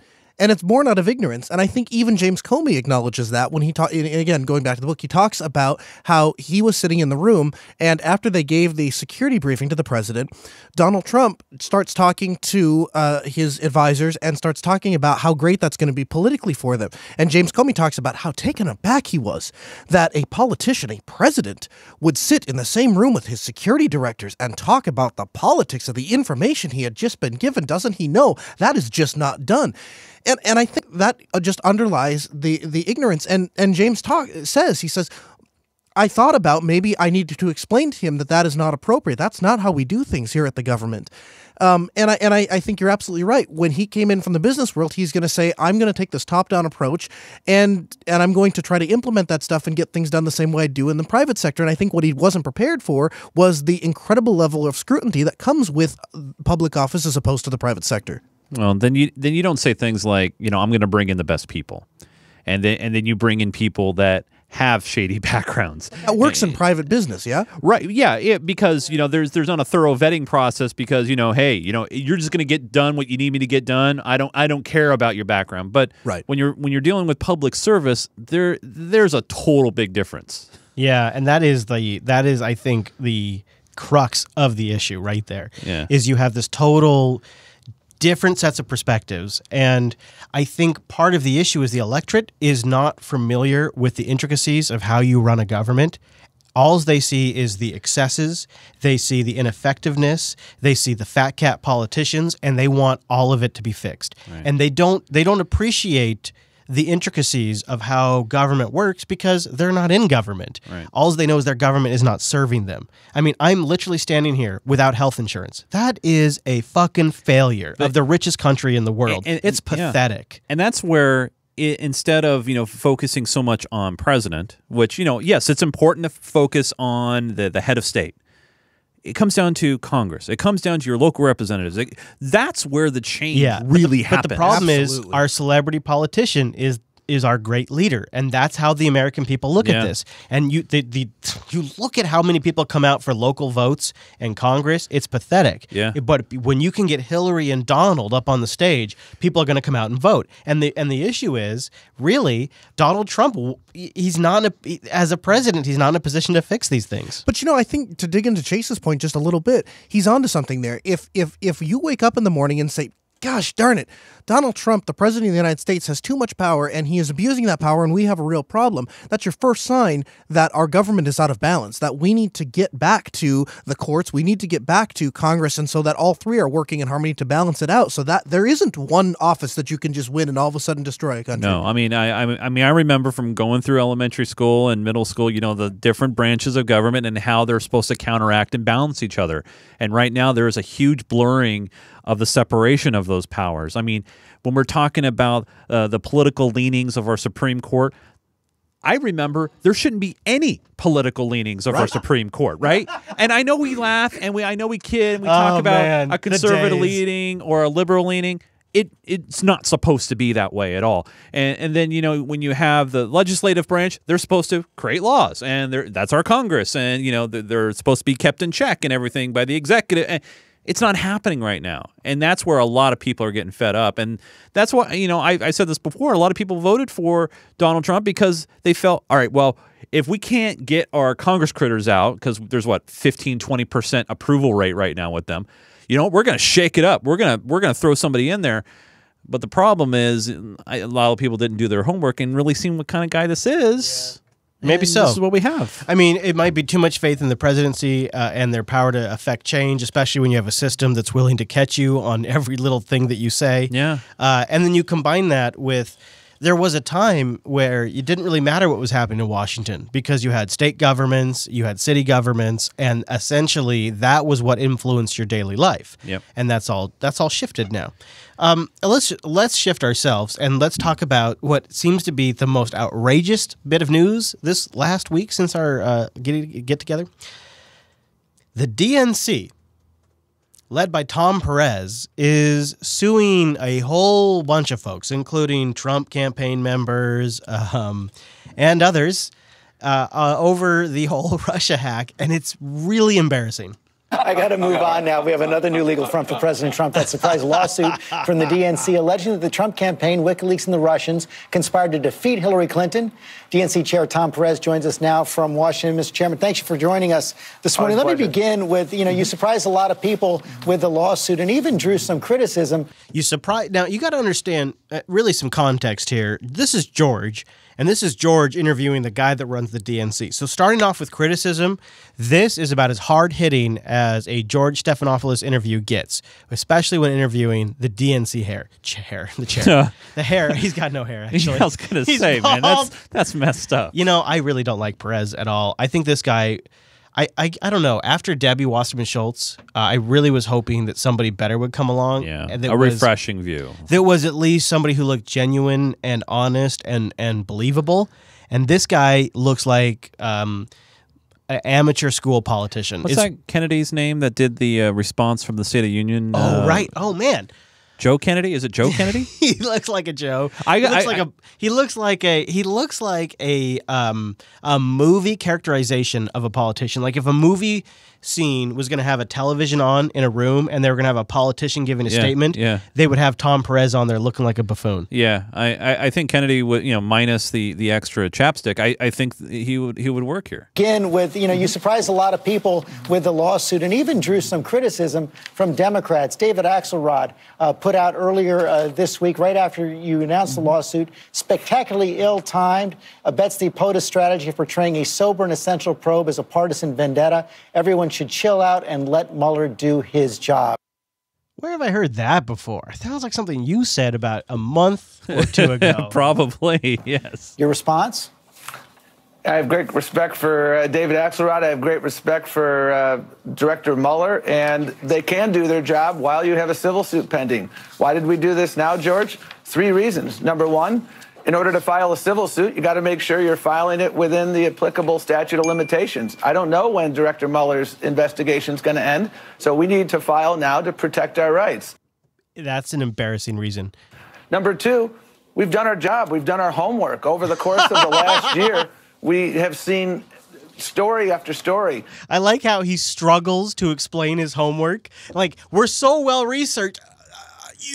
You've seen everything. You've seen fake news. Just watch the TV. Here, we have seen story after story, brick after brick. Leak after leak, intentional messaging after intentional messaging. In the conspiracy between the Russians and the Trump campaign. I like that that's the conspiracy. While this guy is literally weaving a conspiracy theory, he is blaming other people for creating a conspiracy, which is the opposite view of his conspiracy theory. Take that in for a moment, everybody. Brick after brick in the conspiracy between the Russians and the Trump campaign to affect the outcome of the election. I did my homework. We have a strong case. That's why we brought it. Okay, so I'll give you an example of how strong this case is. Here's a smattering of generally left-leaning media, but just, a smattering of commentary on the DNC lawsuit. I want to start with the DNC lawsuit. Cornell Belcher, is this good politics for 2018? That seems to be the sort of, I'm a cynic here, this looks like a stunt. I actually think this lawsuit is ill-conceived, and I'm not very supportive of it. Spectacularly ill-timed, abets the POTUS strategy of portraying a sober and essential probe as a partisan vendetta. Everyone should chill out and let Mueller do his job. Claire McCaskill's office called it a silly distraction, the lawsuit. And instead, you're talking about a lawsuit, and who knows if it ever goes anywhere. Why the distraction? This is nothing new. I'm sure this will help fundraising, but beyond that, I think it's a sideshow. And it really is kind of a questionable move by the DNC. How much of it do you think is just a stunt versus a pretty smart ploy for court of public opinion? 100% stunt. I don't think that the DNC has been able to do anything more than speculate based on the statements in their complaint. And one more reason not to take the lawsuit seriously is that it's not clear if it even can survive a motion to dismiss it. Well, I'm not supportive of it. Whether it's a mistake or not, we'll soon find out. It seems like the Democrats can't seem to hit a home run on any level. Honestly, it's just a way to raise money. I love that last one right there. That's my favorite. Not shocked by that possible answer. Yeah, that is what it is. This tis the time to raise money. It just seems like how can they not understand that the American public could. What is less than two shits? One shit? The American public couldn't give one shit about the Russia stuff. This feels like a low road approach when if you want to set yourself apart from the other party, you try to take a high road approach. And I agree with all the pundits here. It's one of those things where it could even be possibly valid. Let's just say it is. Let's say everything is true in this lawsuit. I highly doubt that they would have lost statute of limitations here in the next 6 months. They didn't have to do this now. They didn't. Now, this is what I love about all of this. Really, is just that they decided to go after Roger Stone, everybody's favorite court jester, and Roger Stone immediately, without even a moment's delay, said, "Great, let's start the process of discovery. Please make sure nobody touches your servers because we'd like to fundamentally challenge the very idea that your servers were ever compromised by Russians. We believe," this is part of the court now, "we believe that it was an inside job and we would like to have forensic analysis of your server. Don't touch those servers. We now want them for legal discovery." Mm-hmm. What else is going to happen? Yeah, exactly. This seems like such a bad idea. Like the whole thing is going to get blown now. Their best option is this thing just gets thrown out of court. That's their best case option now. All right. Are we going to see campaign emails that are sent to the general public saying, "Hey, right now we're in the fight of our lives. Please donate money today." I do whine because I want to win. I think that's what we're going to see. I think we're going to see that.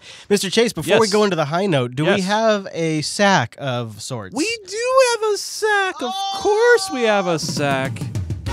It's time to play Ask the Patreon. No, it's time to play Read the Sack. This is Read the Sack music. This is Ask the Chat Room music. Well, it is this time. All right, fair enough. Robin writes in and says, "Hey, yo, guys, there's been an interesting moral debate that sprung up here in Canada around a Canadian company that's making software authoritarian countries use to censor their internet.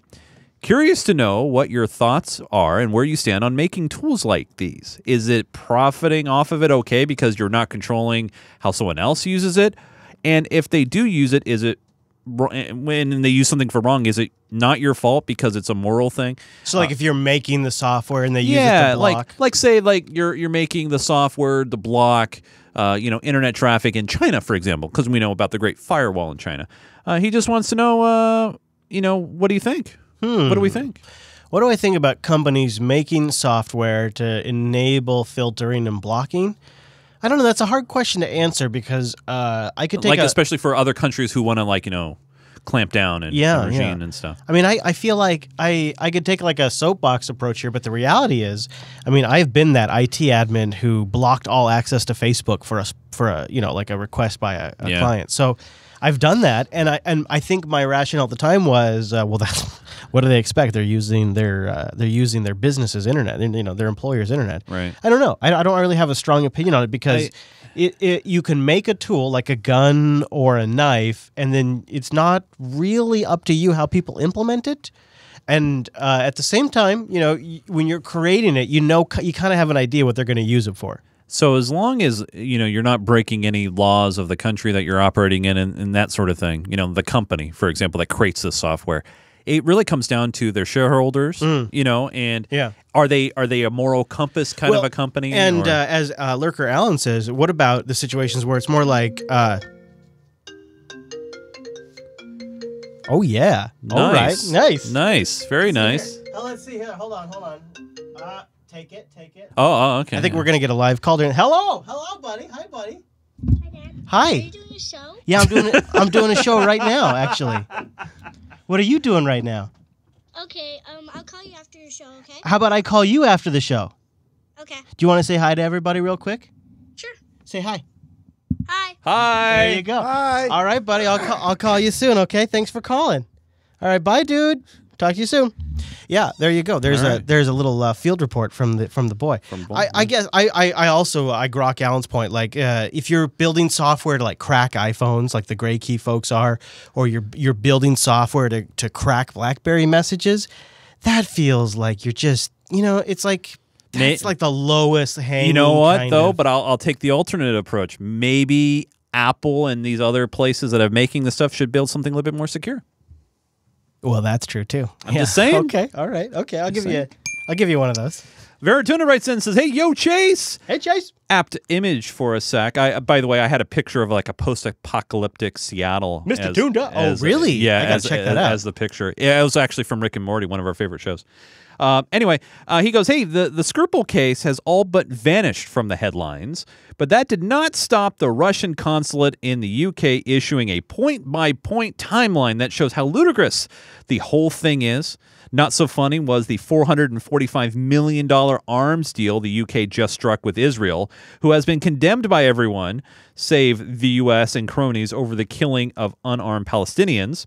In the U.S., you have plainclothes state officials trying to break into the Seattle consulate. I have a comment about that, by the way. Gotta wonder what that is all about. Oh, and it was revealed that this week that the U.S. was not alone in covert operations to overthrow Assad.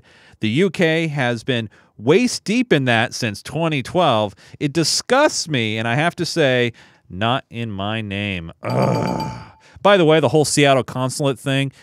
So last night was the official timeline that Russia had to be out of their consulate in Seattle, 11:59 p.m. Yep. And today, this morning, the State Department, as part of a routine check to make sure that they left, they went in. They didn't break in. They went into the consulate. They also found a whole bunch of shredded materials in the recycling dumpster. Somebody's gonna be doing a lot of taping in the government. Hopefully, they did a crosscut. That's all I would say. They're gonna be like the Penguin in Batman, where he just tapes the whole note back together. It's gonna be. Mojon writes in and says, "Hey, ain't no sunshine when you're gone, Chase." Aw. Hey, I was wondering. Stay woke. I was wondering what you guys thought about the renewed strategic military pact between Russia and China. Both countries have been beefing up their military in recent years, and with the U.S. beginning to be more aggressive towards both countries, do you guys have any Red Book predictions resulting from this reaffirmed alliance? Well, yeah, and just wait for Iran to get involved. India's going to get involved in on that. Yeah, just wait, because it's all about... And lots of oil pipelines, by the way. Which, what does that mean? Money, yes. And last but certainly not least, Amber writes in and says, hey guys, I know you guys are big on tech. I was just wondering if there will be a Jupiter app in the near future. It would be cool for the folks who use their phones more than their PCs or laptops. An app, huh? An app. You know, I think there was a time where we would have been really, really seriously considering that. But these days, there's so many really, really good podcasting apps that you just need unfilter.show/RSS. You plug that into your favorite podcasting app, and you're good to go. Yep. You know, like on iOS, I love Overcast. On an Android, I'm a huge Pocket Cast fan. There's tons of great podcast apps. Yeah. Do you have any?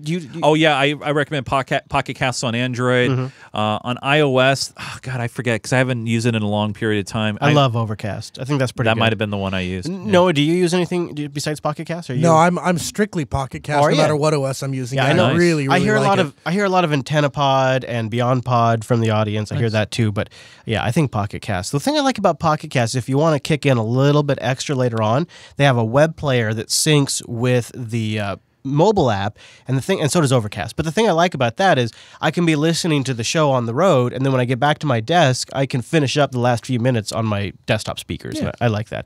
So I just haven't really felt like there's a strong demand for us to build an app anymore when you've got folks like Pocket Cast and Overcast. And now Google just announced that they're getting deeper into podcasts. They're going to be integrating podcasts into Google search. So you'll search on a topic and they're going to parse your RSS feed from a podcast and they're going to have like knowledge boxes with play buttons. Oh, nice. Could be good. Could be good. We'll see. Yeah. And so it just seems like less and less we should probably not bother with an app and instead use that same time and that energy and that money to invest it back in the show and just make a better and better podcast. And actually, I'll add on to that with Unfilter.show, that space or that site is mobile optimized. So you can actually just save that as a shortcut on your phone desktop there, if you will, or your phone top or whatever. Yeah, it works great. Yeah, it really will. You can add it as depending on your OS, you can just put it boom right there as a little icon.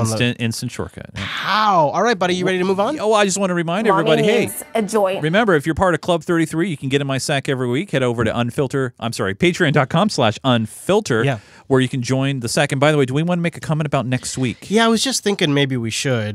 So it's going to be post Linux Fest Northwest, the Jupiter Broadcasting Linux Fest Northwest hangover, and there may be like production gaps, and Unfilter might hit that because we have a couple of like bring back and re-hook up kind of things that we'll probably be doing, and I think my plan is to take Tuesday, Wednesday, Thursday, Friday off the air for JB, and Unfilter will be right in that window. We'll see. Yeah. I mean, again, if we bomb another country or something, like extenuating circumstances, your Unfilter show is here. We'll definitely do a patron edition and maybe even a public edition. So that's still a thing. Nice. But nominally, our plan is that 279 will be 2 weeks out right now. That's our plan. So that way, the studio stuff I wanted to do a week ago will happen now. It'll just be post Linux Fest stuff, and we'll take that time off. We have one catch-up week we need to do soon. So, all right. Well, I already did it, but let's do it one more. Mommy needs a joint. We got it. Yeah, Mommy needs this. NBC News, the nightly news, the evening news, the big production. The with one Bri-Y? No. Oh, I'm sorry. Lester Holt, my bad. Too soon. I know. Too soon. They have recently discovered this new thing called cannabis? Marijuana? Proven to treat some severe forms of epilepsy is one step closer to getting in the hands of patients. The FDA's advisory panel unanimously recommended that Epidiolex be approved. The drug's active ingredient, the marijuana derivative cannabidiol, also known as CBD. What this drug doesn't have, the ingredient in marijuana that gets people high, THC. This is a historical moment in American medicine. It is a huge win for science, and most importantly, it's an enormous win for people with epilepsy. Did he say huge? Did he say huge? Huge. Did he say huge? Let's go back. So this is kind of like the NBC Nightly News going all in on CBD. They're doing their first big CBD report. Sidebar question. I knew that the federal government had patents for the cannabis side of things. I don't know how deep that goes. But isn't this a little odd that they're going to put this out, and isn't CBD still technically on the Schedule 1 list? Or I actually don't think it is. No, No? I don't know. Haven't you noticed like there's a lot of places that are selling like CBD lip gloss and stuff? Right. Have you noticed that? Like, yeah. That's even outside of Washington. That's happening. And that's okay because there's no THC, so it's not considered. I'm genuinely confused about this. Historical moment in American medicine. It is a huge win for science. Huge. And most importantly, it's an enormous win for people with epilepsy. People like 13-year-old Jack Zawakowski of Connecticut, who we first met last year. His mother, Jenny. He was having seizure after seizure. Up to 20 epileptic seizures a month. But when Jack started taking CBD in clinical trial, the results were dramatic. Now he rarely has a seizure. Doctors at today's hearing said CBD reduced seizures by up to 50%. There are CBD products currently sold online, but they have not been carefully studied and don't have the backing of the FDA. Typical disclaimer.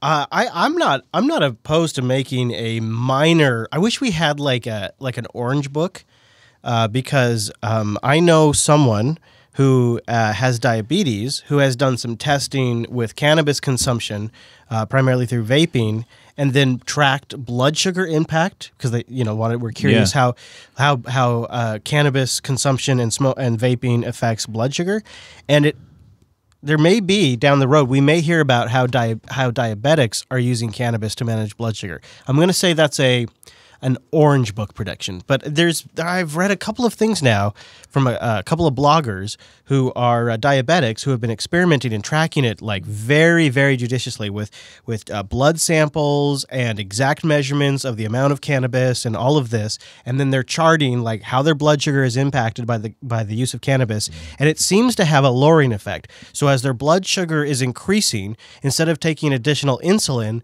they're able to smooth the increase and level it off with cannabis and vaping. And I, Jesus Christ, would not recommend anybody try it. But it's been interesting to watch the bloggers try it on themselves as human experiments and watch their journey.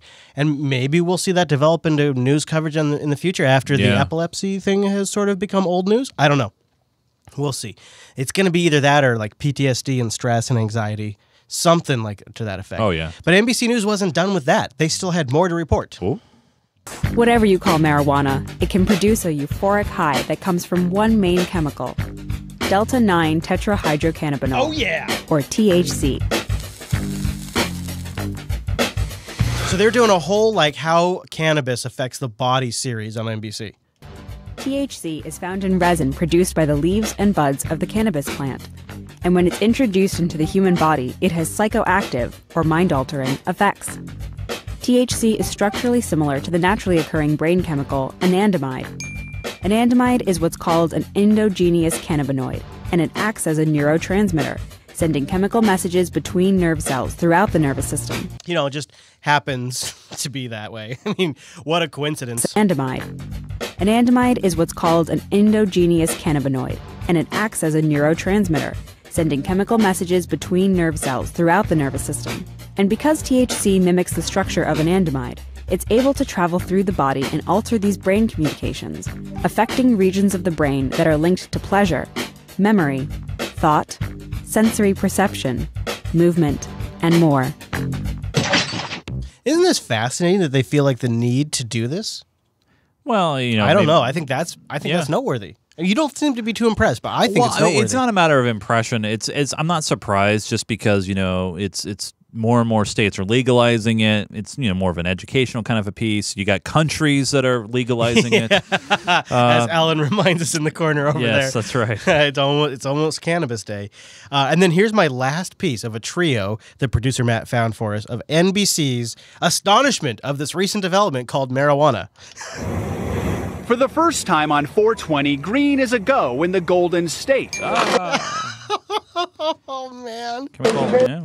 It's pretty good, right? It's the national broadcasting of cannabis. With recreational pot legalized this year in California, folks flock to dispensaries like LA's MedMed, buying buds with buddies, celebrating this unofficial marijuana holiday. Buds with buddies. So just let people do what they want. Today, recreational marijuana is legal in 9 states plus Washington, D.C. And a recent survey found 61% of Americans believe pot should be legalized, a sign public opinion is shifting. That's how democracy works. That includes Senate Minority Leader Chuck Schumer, who tells Vice News he's now introducing a bill to decriminalize marijuana at the federal level. That seems like big news that I haven't seen a lot of coverage of. I heard a little peeks about it. Yeah, just here and there. Did you also catch that your good buddy? My friend who? You don't remember Speaker of the House? Oh, yes. Boehner. Thank you. Boner. I was trying to remember what my nickname for him was. Oh, yeah, how he was so adamant against it. No, this is an evil thing. And then what happened? Money. He got hired. Yes. Boehner is now pushing for the legalization of cannabis. Bob Boehner. Let's call him Bob Boehner. Bob. Former Speaker of the House, Boehner, is now a cannabis lobbyist, pushing for the legal. He spent his entire political career being anti-cannabis, fighting against it, even including jail terms, all of this, like the worst of the worst. And now he gets out of politics and he gets hired and a little bit of show me the money. And now he's out there going on media. He's out there lobbying, trying to make a political stump speech out of the legalization of cannabis.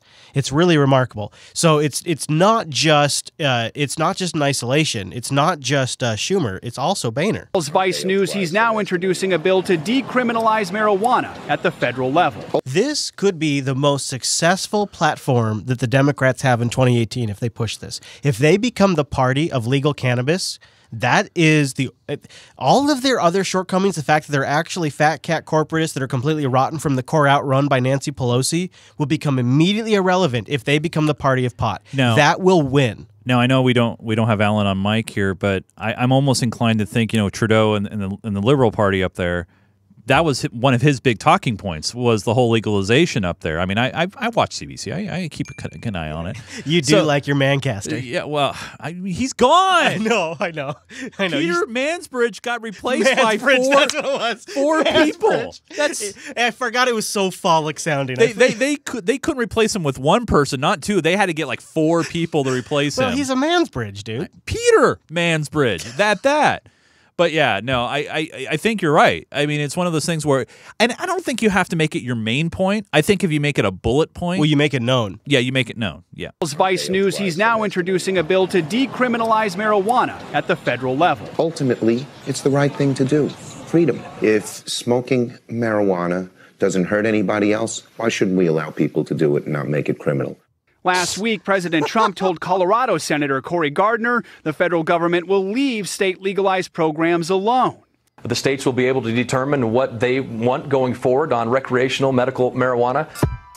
On this April 20th, some companies are slyly targeting those with a case of the munchies, while police are warning about the dangers of impaired driving. The numbers in the city of LA show that there's been a decrease in DUI alcohol arrests, but an increase in drug arrests.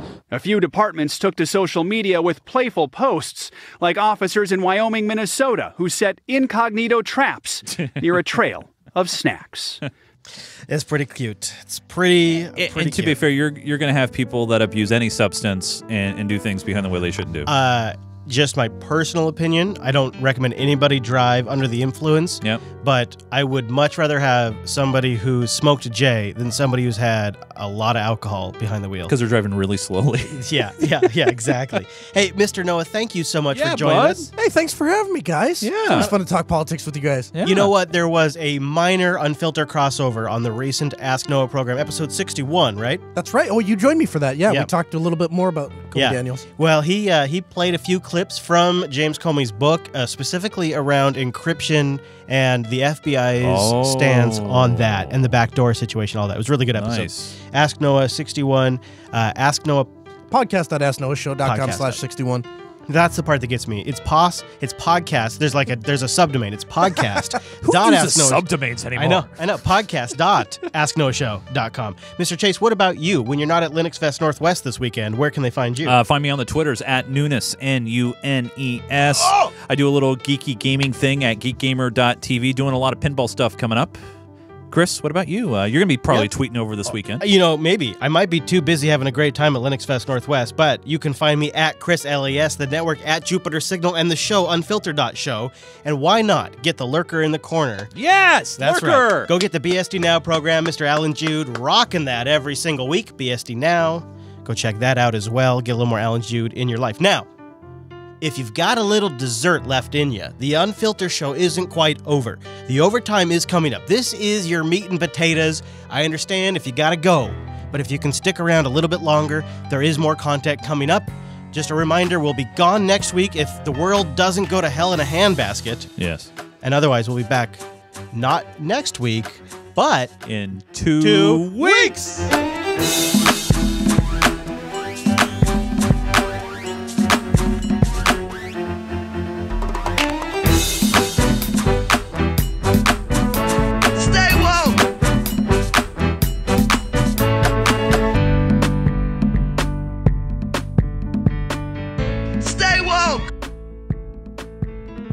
I do whine because I want to win.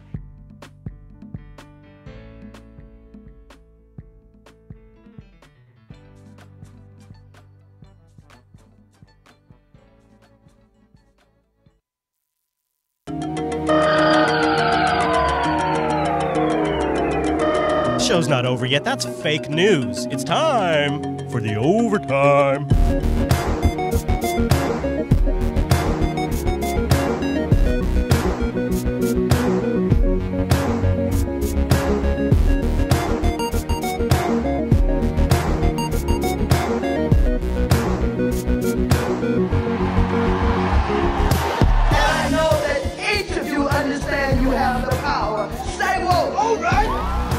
Thank you to our patrons for staying woke. Patreon.com/Unfilter. Gosh, I love you guys. There are 5 new ones of you. 5! Big thank you to Casey, Nijek, Veltus, Off of the Dauntless, and Mr. Corton Daniels. You are our new patrons for this episode. 278's Overtime's dedicated to your face. Thank you for supporting us. Thank you to everybody considering supporting us and all of you who do. I dedicate this, well, really the whole show, but this portion has specifically been crafted for your entertainment, your enjoyment, and because of your patronage. Oh! Last week, too, you guys voted to release the episode to the general public, so we went from having a special edition to one that everybody got to see, which I think is really cool, because, you know, if we're going to do the work and we're going to put the effort in, that's pretty nice, and the patrons agreed. They said, spread the good word, Chris, so now we're back with our regularly scheduled Unfilter program and our regularly scheduled overtime, which means we start out with an Oh Nancy segment. And this one's a doozy. This one's a doozy. Because not only does she often mistake Trump for President Bush and President Bush for Donald Trump, but apparently she's also mispronouncing Obama's name. Nancy Pelosi starts it out with a bang this week for Opama. Obama. Oh, Obama. You see, she meant to say it. It's like a saying. It's Obama, everybody. Obama, y'all. Obama. I guess the Republicans want to get out of town on tax week. Now Republicans are scrambling to as their deficit exploding tax scam collapses in the eyes of hardworking Americans. The $2 trillion plus debt.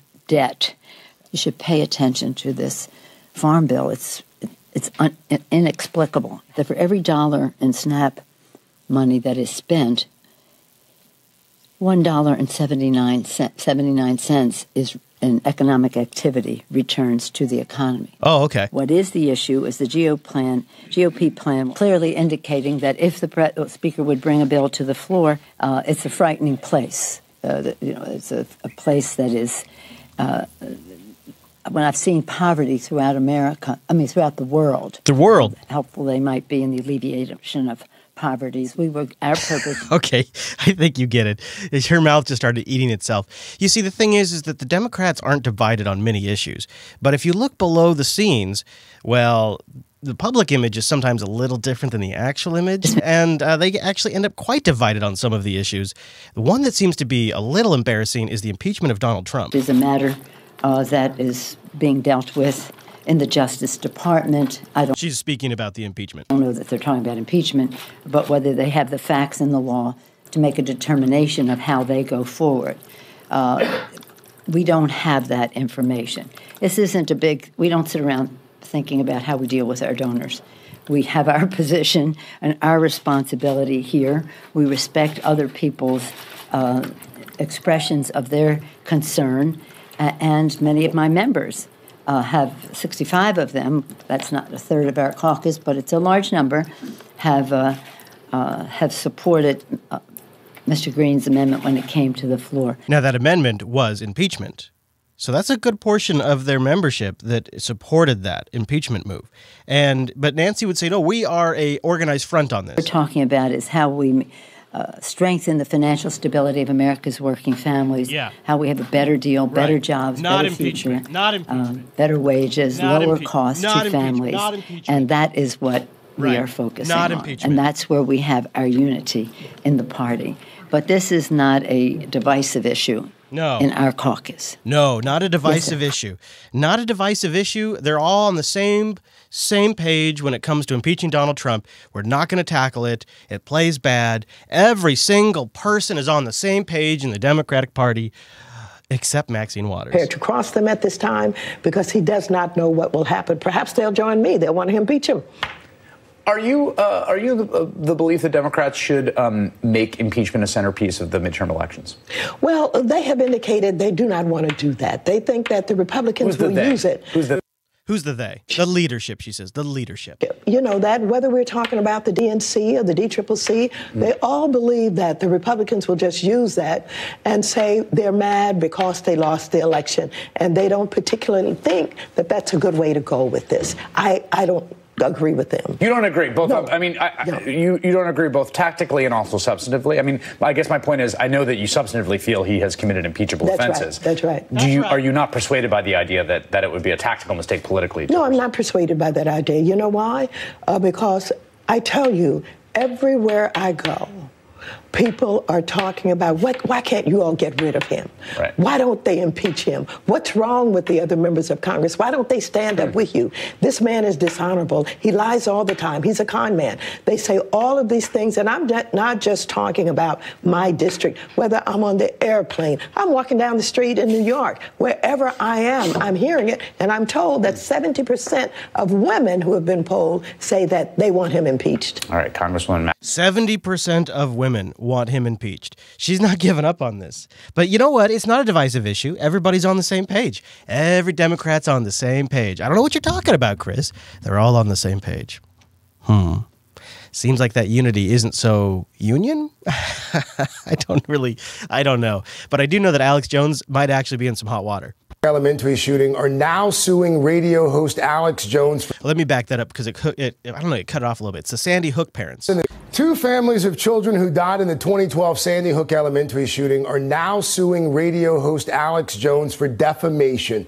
The controversial host of InfoWars has long suggested the media faked information about the shooting. He talked about it with NBC's Megyn Kelly last June. All of the parents decided to come out and lie about their dead children. I didn't say that. What happened to the children? I will sit there on the air and look at every position and play devil's advocate. Was that devil's advocate? The whole thing is a giant hoax. The whole thing was fake. Yes, because I remember even that day, if I go back from memory, then saying, but then some of it looks like it's real. But then what do you do when they've got the kids going in circles in and out of the building with their hands up? I've watched the footage, and it looks like a drill. Yesterday, Alex Jones responded to the lawsuit in a video message. I believe Sandy Hook happened. And early on, I was being bullied by internet folks and others to say nobody died. And when I wouldn't say nobody died, in the debates, and then I would actually side with those that said that people did die, they would say that I was a government agent. It's the internet trolls. It's the internet trolls, guys. Gosh darn internet trolls. Can you believe that's his defense? That's one step removed from Russian trolls. That's one step removed. You know, and you might be wondering to yourself right now, why is Alex Jones relevant? Why do people talk about Alex Jones? Why does Alex Jones have tens of millions of members in his audience? Why does Alex Jones make a great living doing InfoWars? What's wrong? What's wrong with this picture here? I'll tell you what, it's not necessarily Alex Jones. It's an indictment of the state of the media. And really, it's the media everywhere these days. And it's pathetic. And because the media sucks so bad, it's so bad, so bad at its job, folks like Alex Jones are rising stars, just like all the crackpot YouTubers and legitimate independent journalists on the internet. All of them are getting more traction, just like this show, simply because the mainstream media sucks so bad at just their most basic job of finding out facts and doing critical analysis and reporting it. I'll give you a case study. This is why Alex Jones is a success. This I am not joking, is NBC learning that YouTube has a recommendation system, and watch how they run with it. Former insiders say it's one of the secrets of YouTube, how they try to hook you and keep you watching. The secret of YouTube. And it's right here on the side of the screen. What is it? It's recommendations. The suggested content YouTube highlights. If we look at the So this is a news video. But then it recommends like 10 reasons people believe the Earth is flat. Guillaume Chasleau worked at YouTube and its parent company Google as a software engineer until 5 years ago. He says YouTube wants to keep you on its site, often by suggesting additional content, even videos promoting conspiracy theories, because people tend to watch them longer. We just searched NASA, and within 1-2 clicks, aliens, government lies, and potentially spying. Oh my goodness. Oh my goodness. And it takes this computer geek that has a Free Software Foundation sticker on his MacBook to figure this out. 2 clicks, aliens, government lies, and potentially spying. Exactly. It's not everything YouTube suggests, but we found other recommendations generating similar false conspiracy theories alongside legitimate news and kids' videos. There was even a picture of Putin in one of those stills because, you know, those stills, they could infect your mind with Russianism. Searching Sandy Hook shooting at one point, and the top results included a 9/11 conspiracy video and claims the tragedy was a hoax. No! The problem, Chasleau says, lies in YouTube's algorithm. Is YouTube basically recommending all of us videos just to keep us hooked? Yes, exactly. Who would do such a thing? Who would do such a thing? Definitely it is only the television media industry can protect us from a monster that's trying to keep you watching. Only the television industry, the righteous television industry. Basically recommending all of us videos just to keep us hooked? Yes, exactly. They are not even the videos that you might want to watch, but they are the best to get you addicted.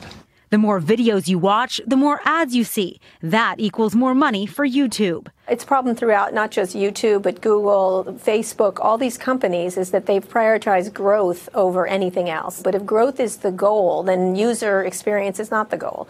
Chasleau worked on a project to introduce more variety into results, but he says it was shut down because it wasn't good for watch time. He adds when he tried to keep it going, Google fired him. YouTube responded saying Google fired Chasleau for performance issues, adding that the recommendation system has changed substantially. It's always changing. That's the beauty. It's always changing. Chasleau for performance issues, adding that the recommendation system has changed substantially since Chasleau worked there, and it no longer optimizes only for watch time, and now uses additional signals like surveys, likes, and dislikes. It says it has tweaked its algorithm to better show authoritative news sources and to focus on viewer satisfaction. But with fake news still making its way onto the site, a growing focus on YouTube as the world watches. Jolene Kent, NBC News, San Francisco. This feels ripe with competitiveness with me. This is why they're doing this, because YouTube is going for your time. YouTube is stealing your time away from cable news and broadcast news, and that's why they're at war. There's an inherent conflict of interest. YouTube is undermining their business model. Yet somehow these journalists don't feel the need to point it out, and they can make you scared out of the recommendation system. The same kind of system that Hulu has, Netflix, the same thing that really executives do in boardrooms in TV networks sitting around going, how can we make this content work together that'll keep people watching? But, you know, you put a still of Vladimir Putin on there and you got yourself a news story. This is why Alex Jones is doing well. I'm not trying to defend Alex Jones here. This is why the Unfilter show is doing all right. There is a desperate need for an alternative, better news source, because even when it's the most basic frickin' crap, whenever the media covers something that you personally know, that you are a subject matter expert on, you watch them completely fail to understand it. And the more you learn, the more things you become a subject expert matter on, the more ways you see the media fails to properly do just the most basic research and delivery of information. And so anyone that's just willing to tell you what the hell is actually going on is immediately a better news person. And they're getting big followings because people know this bullshit is being served to them. And that's why Alex Jones is doing well. That's why YouTube news personalities are doing well, and news podcasts and alternative news websites, because people are hungry to make up their own minds and just take in information and use their own intelligence. And that's why even networks like RT are relevant today, because sometimes they're the only ones reporting on the interesting things happening in the rest of the world. The United States States is piling the pressure on Turkey, warning of sanctions if it buys Russian anti-aircraft defense systems. The purchase could also affect US sales of F-35 fighter jets to Ankara. That's according to Washington. The US adds Turkey should be mindful of making strategic concessions to Moscow during Ankara's interventions in Syria. However, NATO appears to take a contrary stance, saying this is a decision for Turkey alone to make. We discussed the issue with the Dean of the Political Sciences faculty at Turkey's Marmara University, Cengiz Tomar. He thinks that Washington's attempts to disrupt a S-400 deal are designed to divide Moscow and Turkey. Because of Russian and Turkey relationships and better relationships, Americans try to, oppose and try to, take Turkey from out of Russia using economic problems of Turkey, and this should be very difficult for Turkey. I think Americans try to, to take this government from the power. Now, he says that we're trying to take that government from the power. But the thing that I think is the most interesting about this clip is the fact that sanctions may be coming from us. The United States is piling the pressure on Turkey, warning of sanctions if it buys Russian anti-aircraft defense systems. That's our business. You buy your weapons from us, you do your oil deals through us, you use our currency, you start talking to Putin about that kind of stuff, and here come the sanctions. Isn't that interesting? Our once great ally, NATO partner, Turkey, and we're talking about applying sanctions to a NATO partner. Man, I think that betrays the larger picture of what's going on that we haven't been fully informed on. It goes back to that overthrow where they almost took Erdogan out of power. And some sniper teams at the last minute saved him, and there was supposedly blame cast on a asset here in the U.S. that said that he was a CIA guy, and he was the leader of the revolt, and there was a late night plane flight and all this crazy stuff around that, and then it just went silent. Erdogan was almost overthrown from power in a coup that nearly was successful in a NATO ally, and it's gone silent. But since then, they shot down and made up with Russia. They shot down a Russian jet and then made up. They've been attacking our guys in Syria, and now here come the sanctions. And it doesn't ever fail. No matter what strategy we take in the Middle East, it's always doomed because we just go about it in the worst way possible. And it's so expensive. So much of our tax dollars get spent. Show me the money! It's come to light, US military personnel have been working closely with Lebanese armed forces who are believed to have ties to the Hezbollah group, which is listed as a terror organisation by Washington. The issue was raised in Congress on Wednesday. The United States has provided exceptional support for the Lebanese armed forces in recent years, and not just financial support. It's not simply a dollars and cents issues. We have personnel working closely with and in the Lebanese armed forces. Well, figures show since 2006, the US has provided nearly $1.7 billion to help the Lebanese army. The security assistance funds were mainly used to provide equipment, facilities and training. After the disclosure, a State Department official said that the US keeps track of all equipment handed over, decreasing the risk of Hezbollah actually using it. However, some members of Congress, along with regional experts, do argue there's no difference between the Lebanese army and Hezbollah, which is supported by Iran. That's a little bit of a tricky situation, isn't it? It's a little bit of a tricky, wickety situation there. Oh, random standby screen. Thank you, OBS. Thank you for doing that for me. All right, so there you have it. We're dumping money in the Lebanese army for what? For what? Meanwhile, the situation, although a bit mysterious, seems to be going well with North Koreans. Tonight, the first concrete signs a historic summit between President Trump and Kim Jong-un could really happen. We will be doing everything possible to make it a worldwide success, not just for the United States or South Korea or North Korea or Japan, but for the entire world. The president sharing new details about CIA Director Mike Pompeo's secret Easter weekend face-to-face with the North Korean dictator. He just left North Korea, had a great meeting with Kim Jong-un, and got along with him really well, really great. The president earlier confirming the trip on Twitter, stating definitively what success would look like. Denuclearization will be a great thing for the world, but also for North Korea. The planning earning praise even among some of the president's fiercest critics. I think it is good news for diplomacy. It's much better than the footing we were on before, where we had the President of the United States and the Supreme Leader comparing the size of our nuclear buttons. For President Trump, it's a giant gamble. If it leads North Korea to dismantle its nuclear weapons, it would be a global game changer. If it fails, the president will have elevated a nuclear-armed authoritarian with nothing to show for it. When you bring the president into a diplomatic negotiation, it should be as a closer. In this case, he's being brought in the beginning when we don't know how many issues there are and whether we can reach agreement on any of them. So there you go. It's a horrible mistake. Trump shouldn't be doing this. It's going to lead to absolute total failure. We all know this. It's obvious. What is he doing? Oh, except for now it's all worked out and Kim's spinning down his missile program. Surprise announcement from North Korea. Kim Jong-un voluntarily calling a halt to those nuclear tests and launches of intercontinental ballistic missiles. President Trump calling it progress for all in advance of his upcoming talks with the North Korean leader. But Kim's words and motives under an international spotlight now. Tonight, ABC's chief foreign correspondent Terry Moran reports from London. No more of these for now. That's the stunning promise from North Korean leader Kim Jong-un with his surprise declaration to a ruling party meeting that the isolated nation will suspend all nuclear and ballistic missile tests effective immediately. And with a flourish, Kim added he will actually abolish a nuclear test site.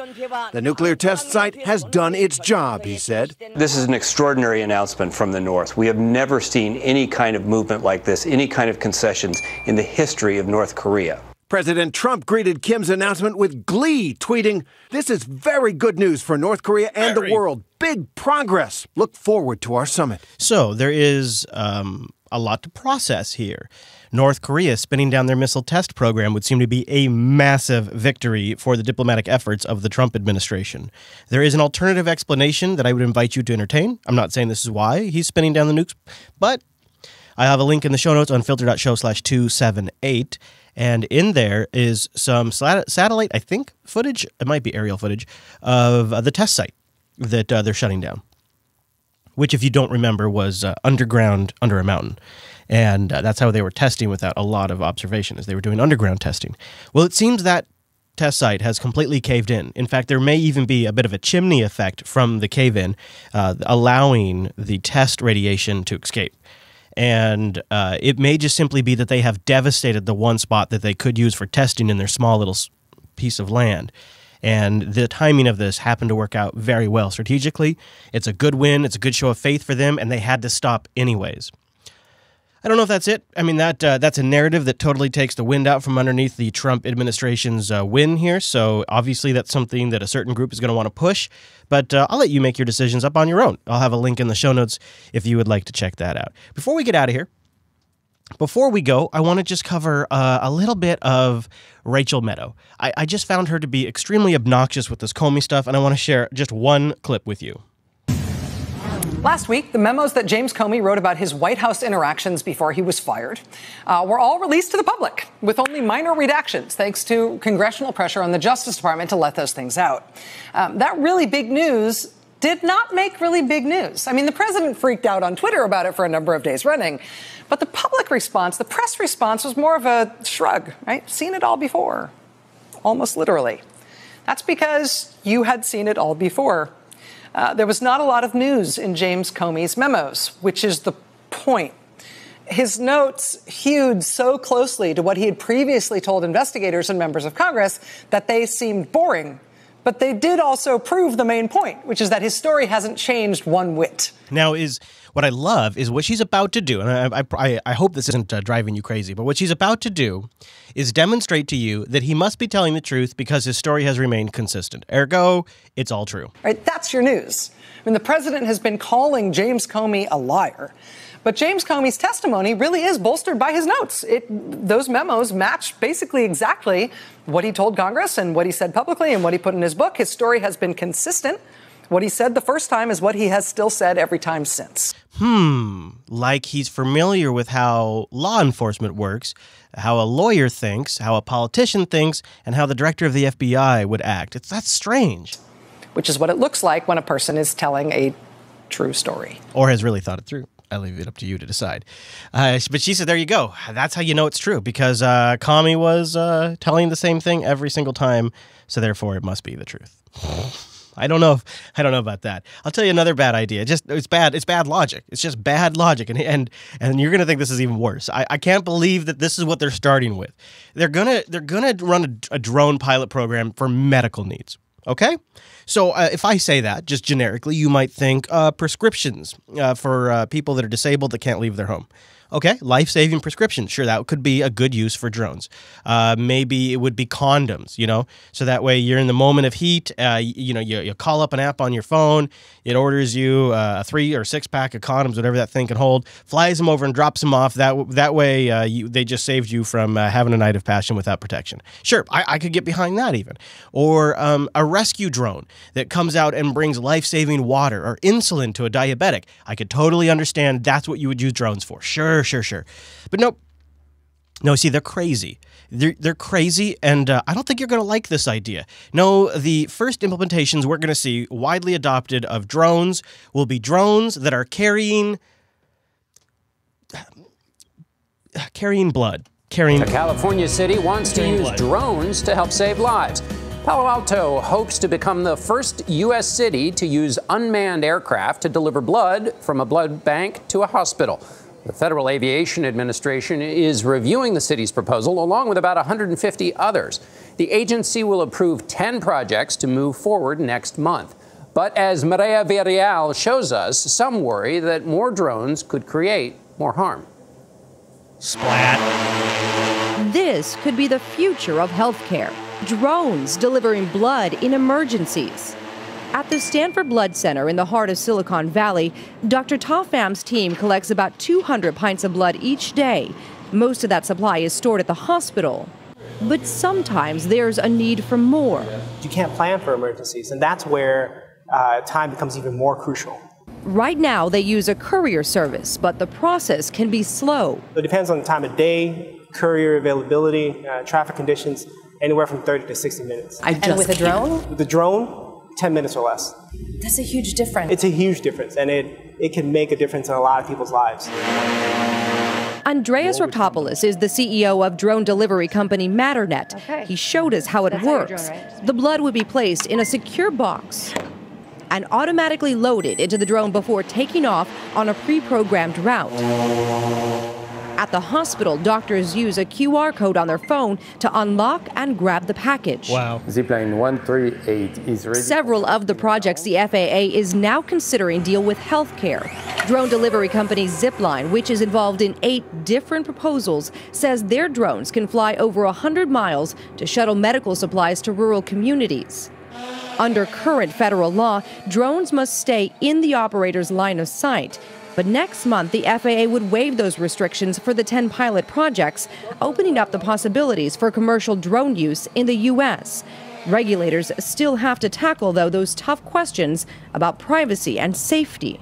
There's no telling what can happen. Palo Alto resident Katie Talbot, who lives near their proposed route, is concerned. I think they know that they would run into a lot of resistance from the neighborhood if they tried to fly over them with a load of blood.